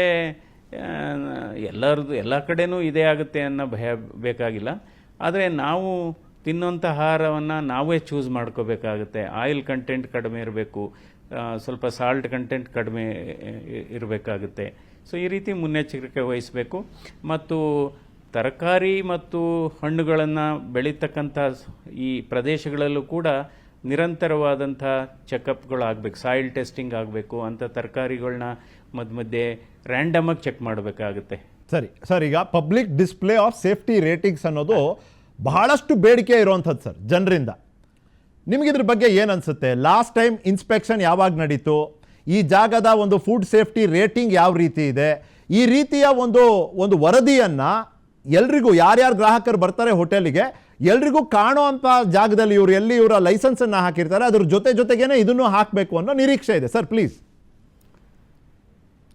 ಇಲ್ಲ, ಇವಾಗ ಏನಾಗುತ್ತೆ, ಅವರ ಕಿಚನ್ ಏನಿದೆ, ಕಿಚನ್ನು ಮತ್ತು ಅದು ಮಾಡೋದನ್ನು ಇದು ಡಿಸ್ಪ್ಲೇನೇ ಆದರೆ ಬೆಸ್ಟು ಅನಿಸುತ್ತೆ. ಅವ್ರು ಹೇಗೆ ಮಾಡ್ತಾ ಇದ್ದಾರೆ, ಹೈಜೆನಿಕ್ ಆಗಿದೆಯಾ, ಸೊ ಆ ರೀತಿನೂ ಡಿಸ್ಪ್ಲೇ ಮಾಡ್ಬೋದು. ಅಂದರೆ ಕಿಚನ್ ಏರಿಯಾ ಆಗ್ಬೋದು, ಅಥವಾ ಅವ್ರ ಸ್ಟೋರ್ ರೂಮ್ ಏನಿರುತ್ತೆ ಅಲ್ಲಿಯೂ ಕೂಡ ಒಂದು ಈ ಲೆಕ್ಕ ಹಾಕಬೇಕಾಗುತ್ತೆ. ಈಗ ಆಸ್ಪತ್ರೆಗಳಲ್ಲಿ ನಾನು ನೋಡಿದ್ದೀನಿ, ಇದ್ರ ಬಗ್ಗೆ ಅಂದರೆ ಈ ತರಕಾರಿ ಯಾವತ್ತು ಬಂತು, ಇದ್ರ ಸೆಲ್ಫ್ ಲೈಫ್ ಏನು, ಅದನ್ನು ಬರಿಬೇಕು, ಅದು ಲೇಬಲ್ ಹಾಕಬೇಕು ಅದ್ರ ಮೇಲೆ. ಅದು ಯಾವತ್ತು ಎಕ್ಸ್ಪೈರಿ ಆಗುತ್ತೆ. ಈಗ ಔಷಧಿಗಳ ಮೇಲೆ ಮ್ಯಾನುಫ್ಯಾಕ್ಚರಿಂಗ್ ಡೇಟು, ಎಕ್ಸ್ಪೈರಿ ಡೇಟ್ ಏನಿರುತ್ತೆ ಅದೇ ರೀತಿ ಹಾಕಬೇಕಾಗುತ್ತೆ. ಅದು ಮಾಂಸ ಆಗ್ಬೋದು, ತರಕಾರಿ ಆಗ್ಬೋದು. ಸೊ ಈ ರೀತಿ ನಾವು ಗುಣಮಟ್ಟವನ್ನು ನಾವು ಕಾಪಾಡಿಕೊಂಡು ಹೋದರೆ ಜನರಿಗೂ ಕೂಡ ವಿಶ್ವಾಸ ಬರುತ್ತೆ. Right sir. ಮಧು ಸರ್, ಅದಕ್ಕೆ ಏನಾದ್ರು ಆ್ಯಡ್ ಮಾಡ್ತೀರಾ? ಈ ಪಬ್ಲಿಕ್ ಡಿಸ್ಪ್ಲೇ ಮಾಡಿಬಿಟ್ರೆ ಸಹಾಯ ಆಗುತ್ತಾ ಅಂತ, ಅಂದರೆ ಜನರಲ್ಲಿ ವಿಶ್ವಾಸ ಬರುತ್ತಾ ಅಂತ? ಖಂಡಿತ. ಈಗ ನೋಡಿ, ಎಲಿವೇಟರ್ಸ್ ಅಂದ್ರೆ ಲಿಫ್ಟ್ ಅಲ್ಲಿ ನಾವೇನು ಹೋಗ್ತೀವಿ. Madhu sir, I am sorry to interrupt. ಒಂದೇ ಒಂದು ನಿಮಿಷ ಮತ್ತೆ ಬರ್ತಾ ಇದ್ದೀನಿ ನಿಮ್ಮ ಹತ್ರ. ಡಾಕ್ಟರ್ ಮಂಜುನಾಥ್, ಥ್ಯಾಂಕ್ ಯು ನಿಮ್ಮ ಸಮಯಕ್ಕಾಗಿ. ನೀವು ಹೊರಡಬೇಕಾಗಿದೆ. ಥ್ಯಾಂಕ್ ಯು ಡಾಕ್ಟರ್ ಮಂಜುನಾಥ್ ನಿಮ್ಮ ಸಮಯಕ್ಕಾಗಿ. Right. Madhu sir, please continue. ನೋಡಿ, ಯಾವ್ದು public display is very important. ಈಗ ನಾವು ಟ್ರಾವೆಲ್ ಅಪಾರ್ಟ್ಮೆಂಟ್ಸ್ ಎಲ್ಲ ಲಿಫ್ಟ್ ಇರುತ್ತೆ. ಲಿಫ್ಟ್ ಅಲ್ಲಿ ಎವ್ರಿ ಇಯರ್ ಇನ್ಸ್ಪೆಕ್ಷನ್ ಆಗುತ್ತೆ. ಆ ಸರ್ಟಿಫಿಕೇಟ್ ಡಿಸ್ಪ್ಲೇ ಮಾಡ್ತಾರೆ. ಆ ಡಿಸ್ಪ್ಲೇ ಮಾಡೋದ್ರಿಂದನೇ ಜನ ಲಿಫ್ಟ್ ಅಲ್ಲಿ ಅವ್ರಿಗೆ ಸೇಫ್ ಅನ್ಸೋದು. ಅದೇ ರೀತಿ ಪ್ರತಿ ಹೋಟ್ಲಲ್ಲೂ ಡಿಸ್ಪ್ಲೇ ಯಾವಾಗ ಇನ್ಸ್ಪೆಕ್ಷನ್ ಮಾಡಿದ್ರು, ಫ್ರೀಕ್ವೆನ್ಸಿ ಆಫ್ ಇನ್ಸ್ಪೆಕ್ಷನ್ ಅದು ಡಿಸ್ಪ್ಲೇ ಮಾಡಿದ್ರೆ ಖಂಡಿತ ಜನರಿಗೂ ಕೂಡ ನಂಬಿಕೆ ಬರುತ್ತೆ. ಮತ್ತೆ ನಮ್ ಡಾಕ್ಟರ್ ಸರ್ ಏನ್ ಹೇಳಿದ್ರು, CCTV ಕ್ಯಾಮ್ರಾ ಕಿಚನ್ ಅಲ್ಲಿ ಏನ್ ನಡೀತಿದೆ ಅದನ್ನ ಒಂದು ಲೈವ್ ಆಗಿ ಕೌಂಟರ್ ಅಲ್ಲಿ ತೋರಿಸಿದ್ರೆ ಸೊ ಜನಕ್ಕೆ ನಂಬಿಕೆ ಬರ್ತದೆ. ನಾನು ಆಗ್ಲೇ ಹೇಳಿದೆ ನಿಮ್ಗೆ, ನಮ್ಮ ಸೌತ್ ಬೆಂಗಳೂರು ಹೋಟೆಲ್ಸ್ ಅಲ್ಲಿ ಎಲ್ಲ ಓಪನ್, ಎಲ್ಲಾ ದರ್ಶನೀಸ್ ತಗೊಳ್ಳಿ, ನಮ್ಮ ಏನ್ ಬಂತೋ ದರ್ಶನೀಸ್, ಎಲ್ಲಾ ದರ್ಶನೀಸಲ್ಲೂ ಏನ್ ಪ್ರಾಸೆಸ್ ಆಗ್ತಿದೆ ಅಂತ ಕಣ್ ಮುಂದೆ ನಾವೇ ನಿಂತ್ಕೊಂಡು ನೋಡ್ಬೋದು. ಆ ತರ ಸಿಸ್ಟಮ್ಯಾಟಿಕ್ ಆಗಿ ಮಾಡಿದ್ದಾರೆ. ಸೊ ಅದಕ್ಕೆ ಜನ ದರ್ಶಿನಿ ಅಂದ್ರೆ ಏನಕ್ಕೆ ಹೋಗಿ ಇದ್ ಮಾಡ್ತಾರೆ ಅಂದ್ರೆ, because they see the process, they see how dosa is made, ಅವರು ಹೆಂಗೆ ಸ್ಟೋರ್ ಮಾಡ್ತಾರೆ ಎಲ್ಲಾನು ಕಣ್ ಮುಂದೆ ಕಾಣಿಸುತ್ತೆ. ಅದು that is a trust system what bigger hotels ಅಷ್ಟು ಡಿಸ್ಪ್ಲೇ. ಅದು ಅಡಿಗೆ ಮನೆ ಒಳಗ್ ಬಂದ್ಮೇಲೆ ಹೇಳ್ತಿದ್ದೀರಿ. ಸಾಯಿಲ್ ಹೆಲ್ತ್ ಬಗ್ಗೆ ಮಾತಾಡೋಣ, ನಿಮ್ ಸಬ್ಜೆಕ್ಟ್ ಬರೋಣ. ಈಗ ಸಾಯಿಲ್ ಹೆಲ್ತ್ ಅನ್ನೋದನ್ನ ನಾವು ಹೇಗೆ ಸರ್ ಪರೀಕ್ಷೆ ಮಾಡೋದು? ಈಗ ಡಾಕ್ಟರ್ ಹೇಳಿದ್ರು ನೋಡಿ, 2 ರಿಪೋರ್ಟ್ ಇದೆ, IISc ಸೇರಿದಂಗೆ ವರದಿ ಮಾಡಿದ್ದಾರೆ. ಈ ಮೋರಿ, ಕೊಳಚೆ ಪ್ರದೇಶ, ಸುತ್ತಮುತ್ತ ಬೆಳೆದಿರುವಂಥ ತರಕಾರಿ, ಹಣ್ಣು, ಸೊಪ್ಪು, ಇದರಲ್ಲೆಲ್ಲ ಹೈಯರ್ ಮೆಟಲ್ ಡಿಟೆಕ್ಟ್ ಆಗಿದೆ ಅಂತ. ಅಲ್ಲಿಂದ ಶುರು ಆಗುತ್ತೆ ಅಂತ. ಭೂಮಿಯಿಂದ ಶುರುವಾಗಿ ಟ್ರಾನ್ಸ್ಪೋರ್ಟ್ಗೆ ಬಂದು, ಟ್ರಾನ್ಸ್ಪೋರ್ಟಲ್ಲಿ ಏನಾಯಿತು, ಅಲ್ಲಿಂದ ತೊಗೊಂಬಂದು ಕೋಲ್ಡ್ ಸ್ಟೋರೇಜಲ್ಲಿ ಇಡ್ತಾರೆ. ಕೋಲ್ಡ್ ಸ್ಟೋರೇಜಲ್ಲಿ ಟೆಂಪ್ರೇಚರ್ ವೇರಿಯೇಷನ್ ಇಂದ ಏನಾಯಿತು, ಅಲ್ಲಿಂದ ಅಡುಗೆ ಮನೆಗೆ ಬಂತು, ಅಲ್ಲಿಗೆ ಬರೋ ಅಷ್ಟೊತ್ತಿಗೆ ಏನೇನಾಯಿತು ಸರ್ ಪ್ಲೀಸ್. ನೋಡಿ, ನಾವೆಲ್ಲ ಭೂಮಿ ತಾಯಿಯ ಮಕ್ಕಳು. ಅದ್ರ ಅರ್ಥ ಬಹುತೇಕ ಜನಕ್ಕೆ ಗೊತ್ತೇ ಇಲ್ಲ. ಭೂಮಿ ತಾಯಿಯ ಮಕ್ಕಳು ನಾವು ಅಂದ್ರೆ ಲಿಟ್ರಲಿ ನಾವು ಬಂದ್ವಲ್ಲ, ನಮ್ಮ ತಾಯಿ ಹೊಟ್ಟೆಯಿಂದ ಬಂದ್ಮೇಲೆ ಇವತ್ತು ನಾವ್ ಏನ್ ಇಷ್ಟು ದೊಡ್ಡದಾಗಿ 70 kg 80 kg 90 kg ಆಗಿದೀವೋ ಅದೆಲ್ಲ ಭೂಮಿಯಿಂದಾನೇ ಬಂದಿರೋದು. ನೀವು ಅಕ್ಕಿ ಇರ್ಬೋದು, ಚಪಾತಿ ಇರ್ಬೋದು, ಕೋಳಿ ಇರ್ಬೋದು, ಮೊಟ್ಟೆ ಇರ್ಬೋದು, ಮಾಂಸ ಇರ್ಬೋದು, ಮೀನ್ ಇರ್ಬೋದು, ಎಲ್ಲಾನು ಭೂಮಿ ತಾಯಿನೇ ಕೊಟ್ಟಿರೋದು. ಅದಕ್ಕೆ ನಮ್ನ ಭೂಮಿ ತಾಯಿ ಅಂತ ಮಕ್ಕಳು ಅಂತ ಹೇಳೋದು. ಭೂಮಿ ತಾಯಿಗೆ ನಾವು ವಿಷ ಹಾಕಿದ್ರೆ ಆ ವಿಷ ನಮ್ಗೆ ಬಂದೇ ಬರುತ್ತೆ ಅಲ್ವಾ? ನಾವ್ ಏನೇ ಬಳಸಿದ್ರು ಭೂಮಿ ತಾಯಿ ಕೊಡೋದನ್ನೇ ನಾವು ಕನ್ಸ್ಯೂಮ್ ಮಾಡೋದು.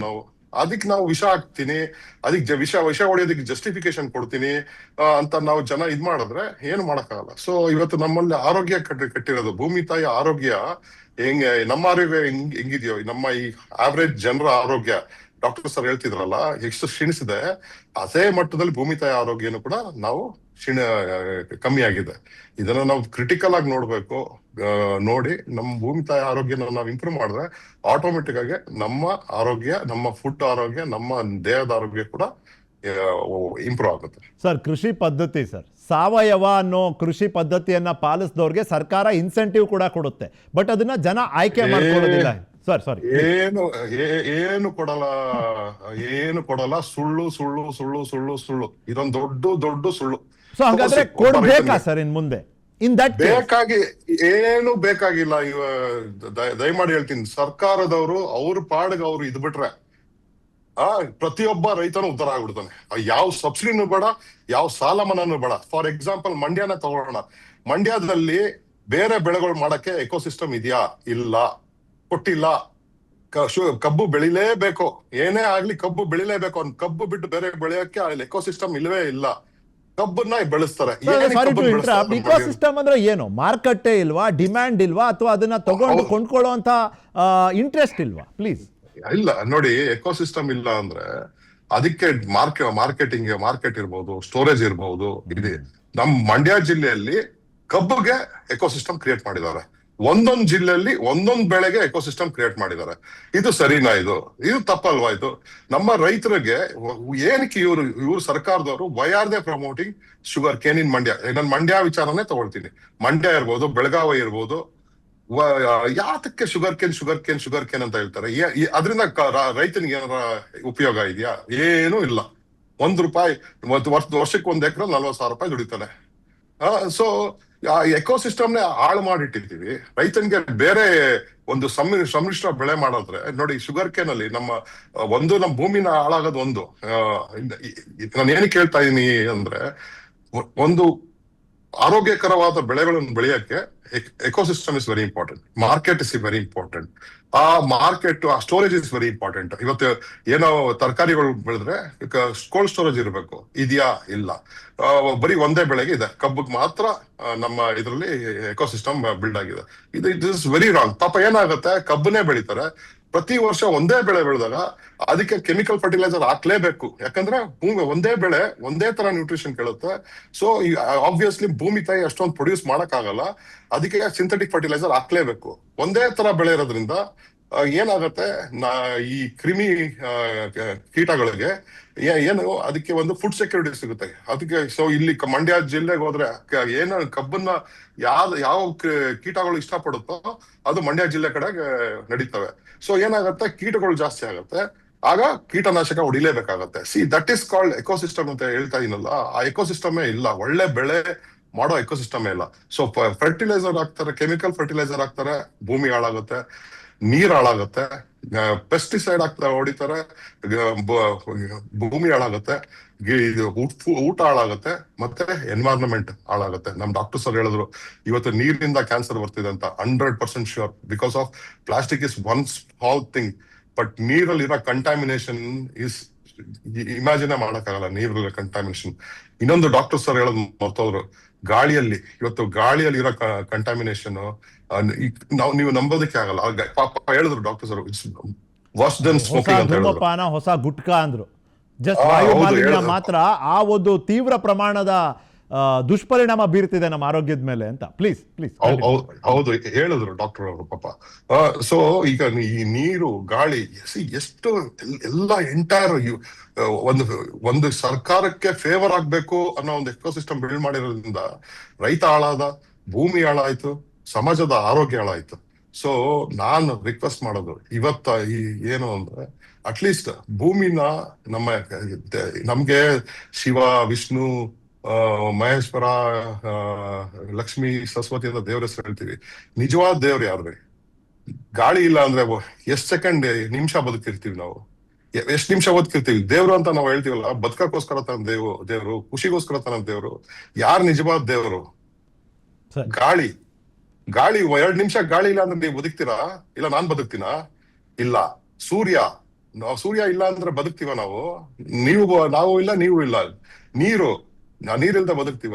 ಅದು ಕಣ್ರಿ ನಮ್ಮ ಭೂಮಿ. ಆಮೇಲೆ ನಾವ್ ನಿಂತಿದೀವಲ್ಲ, ಭೂಮಿ ನಮ್ ಜಾಗ ಕೊಟ್ಟಿರೋ ಭೂಮಿ, ಅದು ಕಣ್ರಿ ದೇವ್ರು. ಇವು ನಮ್ಮ ದೇವ್ರು. ನಾವು ಇವನ್ನ ದೇವ್ರಾಗಿ ನಾವು ಯಾವಾಗ ನೋಡಲ್ವೋ ಅವಾಗ ಈ ತರ ಕಷ್ಟಗಳು ಸರ್ವೇ ಸಾಮಾನ್ಯ.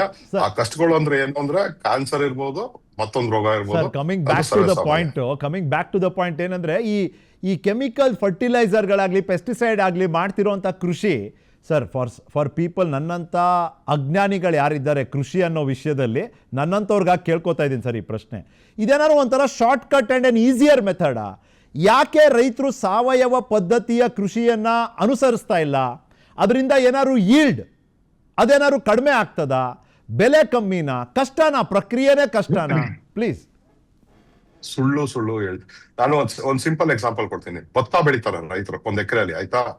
ಒಂದ್ ಎಕರೆಯಲ್ಲಿ ಭತ್ತ ಬೆಳೆದ್ರೆ ರೈತ 2 ಬೆಳೆ ರೈತ ವರ್ಷದಲ್ಲಿ 2 ಬೆಳೆ ಮಾಡಿದ್ರೆ ವರ್ಷಕ್ಕೆ ಒಂದ್ ಎಕರೆಯಲ್ಲಿ 2 ಬೆಳೆಯಿಂದನೂ ಸೇರ್ಬಿಟ್ಟು ಒಂದ್ 30,000-35,000 ಅವನ್ ಕೂಲಿನೂ ಸೇರಿಸಿ ದುಡಿತಾರೆ ಒಂದ ಎಕರೆಯಲ್ಲಿ.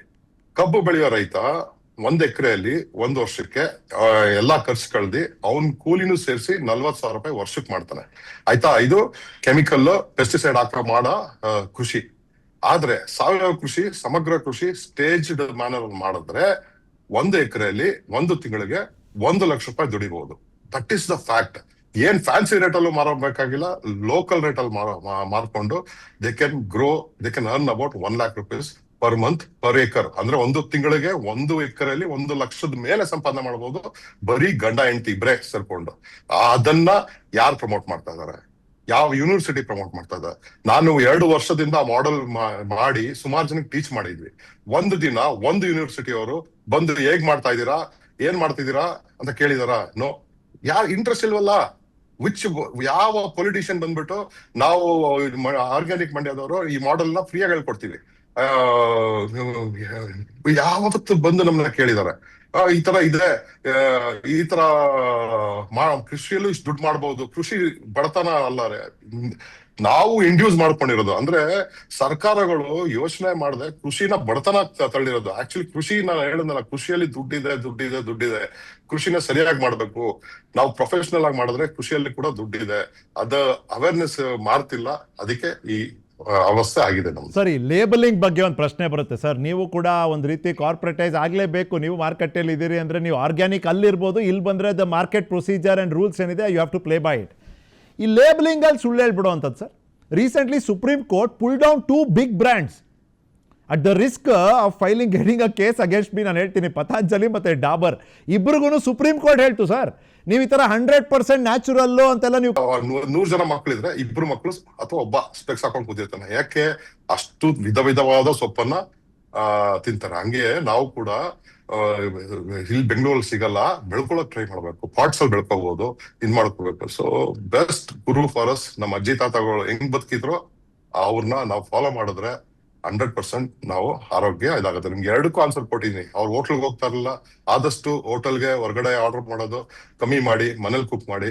ಒಳ್ಳೆ ಸೋರ್ಸ್ ಇಂದ ನೀವು ತರಕಾರಿ ಮತ್ತೆ ಇದನ್ನ ತಗೊಂಬನ್ನಿ. ಕಾಸ್ಟ್ಲಿ ಅಂತ ಅನ್ಬೇಡಿ. ರೈತನೂ ಬದುಕ್ಬೇಕಲ್ವಾ? ನಾವು ಹೇಳ್ತೀವಿ, ರೈತನೂ ಒಳ್ಳೆ ರೇಟ್ ಸಿಗ್ಬೇಕಲ್ವಾ? ಸುಮ್ನೆ ಬಾಯಿ ಮಾತಿಗೆ ರೈತನ ಜೈ ಜವಾನ್ ಜೈ ಕಿಸಾನ್ ಅನ್ನೋದಲ್ಲ, ಅವನ್ಗೂ ನಾವು ರೇಟ್ ಕೊಡ್ಬೇಕು. ನೀವ್ ಬೇರೆ ಎಲ್ಲೂ ಚೌಕಾಸಿ ಮಾಡಲ್ಲ. ಇಲ್ಲಿ ಬಂದ್ಬಿಟ್ಟು ರೈತನ ಇದ್ ಮಾಡ್ತೀರಾ. ಸೊ ನಾನು 8-9 ವರ್ಷದಿಂದ ನಾಟ್ ಸೀನ್ ಅ ಡಾಕ್ಟರ್, ಹೋಗೇ ಇಲ್ಲ. ಅದಕ್ಕಿಂತ ಮುಂಚೆ ಒಂದು ಬೆಂಗಳೂರಲ್ಲಿ ಇದ್ದಾಗ 3 ತಿಂಗಳು 4 ತಿಂಗಳಿಗೆ ಬ್ರಾಂಕೈಟಿಸ್ ಆಗೋದು, ಚೆಸ್ಟ್ ಕಂಜೆಷನ್ ಆಗೋದು, ಜ್ವರ ಬರೋದು, ದೆನ್ ಸಿಪ್ರೋಫ್ಲಾಕ್ಸಿನ್ ಇದೆಲ್ಲ ತಗೊಂಡು ಡಾಕ್ಟರ್ ಹತ್ರ ಹೋಗೋದು, ಅವ್ರ ಎಕ್ಸ್ರೇ ಮಾಡಿಸೋದು, ಟೆಸ್ಟ್ ಮಾಡಿಸೋದು, ಟ್ರೀಟ್ಮೆಂಟ್ ಎವ್ರಿ 3 ತಿಂಗಳು 4 ತಿಂಗಳಿಗೆ. ಅದು ರೊಟೀನ್, ಎಲ್ರ ಮನೇಲೂ ಈ ಕಾಮನ್ ರೊಟೀನ್. 2-3 ಸಾವಿರ ಖರ್ಚು ಮಾಡ್ತೀರಾ. ಅದು ಖರ್ಚು ಬರಲ್ವಲ್ಲ? ಒಳ್ಳೆ ಫುಡ್ ಮಾಡಿದ್ರೆ ಖರ್ಚು ಬರಲ್ವಲ್ಲ? Invest your money on food. That is the most important thing. Doctor sir ಹೇಳಿದ್ರು, ಫುಡ್ ಇಂದ ನಮ್ ದೇಹ ಒಂದೇ ಚೆನ್ನಾಗ್ ಆಗೋದಲ್ಲ, ನಮ್ ಮನ್ಸು ಕೂಡ ಚೆನ್ನಾಗುತ್ತೆ. ಮನ್ಸು ಚೆನ್ನಾಗಾದ್ರೆ ಒಳ್ಳೊಳ್ಳೆ ಥಾಟ್ಸ್ ಬರುತ್ತೆ. ಒಳ್ಳೊಳ್ಳೆ ಥಾಟ್ಸ್ ಬಂದ್ರೆ ನಾವು ಇನ್ನೂ ಪ್ರೋಗ್ರೆಸ್ ಆಗ್ತೀವಿ. ಸೊ ಅದನ್ನ ನಾನು ಅರ್ಥ ಮಾಡ್ಕೊಂಡು ಜನರಲ್ಲಿ ಕಳಕಳಿಯ ಮನವಿ ಏನು ಅಂದ್ರೆ, ಒಳ್ಳೆ ಊಟವನ್ನ ಒಳ್ಳೆ ಕಡೆಯಿಂದ ತೆಕ್ಕೊಂಬಂದು ಮಾಡಿ. ಮಧು ಸರ್ ತುಂಬ ಥ್ಯಾಂಕ್ ಯು ನಿಮ್ಮ ಸಮಯಕ್ಕಾಗಿ. I wish you the best. ನೀವು 8 ವರ್ಷದಿಂದ ಡಾಕ್ಟರ್ನ ನೋಡಿಲ್ಲ ಅಂತ ಹೇಳಿದ್ರಿ, ಟಚ್ ವುಡ್ ಅದು ಹಾಗೆ ಉಳಿಲಿ, ನಿಮ್ಮ ಆರೋಗ್ಯ ಚೆನ್ನಾಗಿರಲಿ. ಡಾಕ್ಟ್ರು ಹೇಳ್ದಂಗೆ ಆರೋಗ್ಯ ಮತ್ತು ಆಲೋಚನೆ, ಆಹಾರ ಇದು ಮೂರೂ ಒಂದ್ರ ಜೊತೆ ಒಂದು ಹೇಗೆ ಕನೆಕ್ಟೆಡ್ ಇದೆ ಅಂತ ಮತ್ತೊಮ್ಮೆ ಹೇಳೋದು, ತೋಟದಿಂದ ತಟ್ಟೆವರೆಗೂ ಒಂದು ವಿಶ್ವಾಸಾರ್ಹ ಮೇಲ್ವಿಚಾರಣೆಯ ವ್ಯವಸ್ಥೆ ಬೇಕು. ಹೋಟೆಲ್ಗಳಲ್ಲಿ ಈಗಾಗಲೇ ಮಧು ಅವರು ಮತ್ತು ಡಾಕ್ಟರ್ CN ಮಂಜುನಾಥ್ ಅವರು ಹೇಳಿದಾಗೆ ಆ ಕಿಚನ್ನಲ್ಲಿ ನಡೀತಿರೋವಂಥ ಎಲ್ಲ ಚಟುವಟಿಕೆಗಳ ನೇರ ಪ್ರದರ್ಶನವನ್ನು ತಿನ್ನೋ ಅಂಥ ಜಾಗದಲ್ಲಿ TV ಸ್ಕ್ರೀನ್ ಇಡೋದ್ರ ಮೂಲಕ ಮಾಡಬೇಕು. ಯಾರು PNS ವಿಸ್ತಾರ ರೆಗ್ಯುಲರ್ ವೀಕ್ಷಕರಿದ್ದೀರಿ, ನೀವು ನೋಡಿರ್ತೀರಿ, ಕೆಲವೇ ದಿನಗಳ ಹಿಂದೆ UT ಖಾದರ್ ಅವರು ಇದನ್ನು ಮಾಡಿಸ್ತೇನೆ, ನಿಯಮವಾಗಿ ಇದನ್ನು ತರ್ತೇನೆ ಅಂತ ಟು ದ ಪಾಯಿಂಟ್ ಕಾರ್ಯಕ್ರಮದಲ್ಲೇ ಘೋಷಣೆಯನ್ನು ಕೂಡ ಮಾಡಿದ್ದಾರೆ. ಮಧು ಸರ್ ಮತ್ತು ಡಾಕ್ಟರ್ CN ಮಂಜುನಾಥ್, ಮತ್ತೊಮ್ಮೆ ನಿಮ್ಮಿಬ್ಬರಿಗೂ ನಿಮ್ಮ ಸಮಯಕ್ಕಾಗಿ ಧನ್ಯವಾದ. ಇದಾಗಿತ್ತು ಇವತ್ತಿನ ಚರ್ಚೆಯ ವಿಷಯ. ವಿಷವಾಯ್ತಾ ತುತ್ತು? ನೋಡ್ತೀರಿ PNS ವಿಸ್ತಾರ, ನೇರ, ನಿಖರ, ಜನಪರ.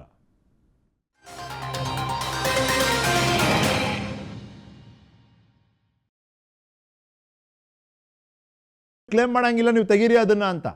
ಅಂದರೆ ಈ ದಿಕ್ ತಪ್ಪಿಸೋ ಅಂತ ತಪ್ಪು ಮಾಹಿತಿ ಕೊಡುವಂಥ ಲೇಬಲ್ಲು, ಆ ಲೇಬಲ್ ಮೇಲೆ ಇರುವಂಥ ಮಾಹಿತಿ ಸರ್.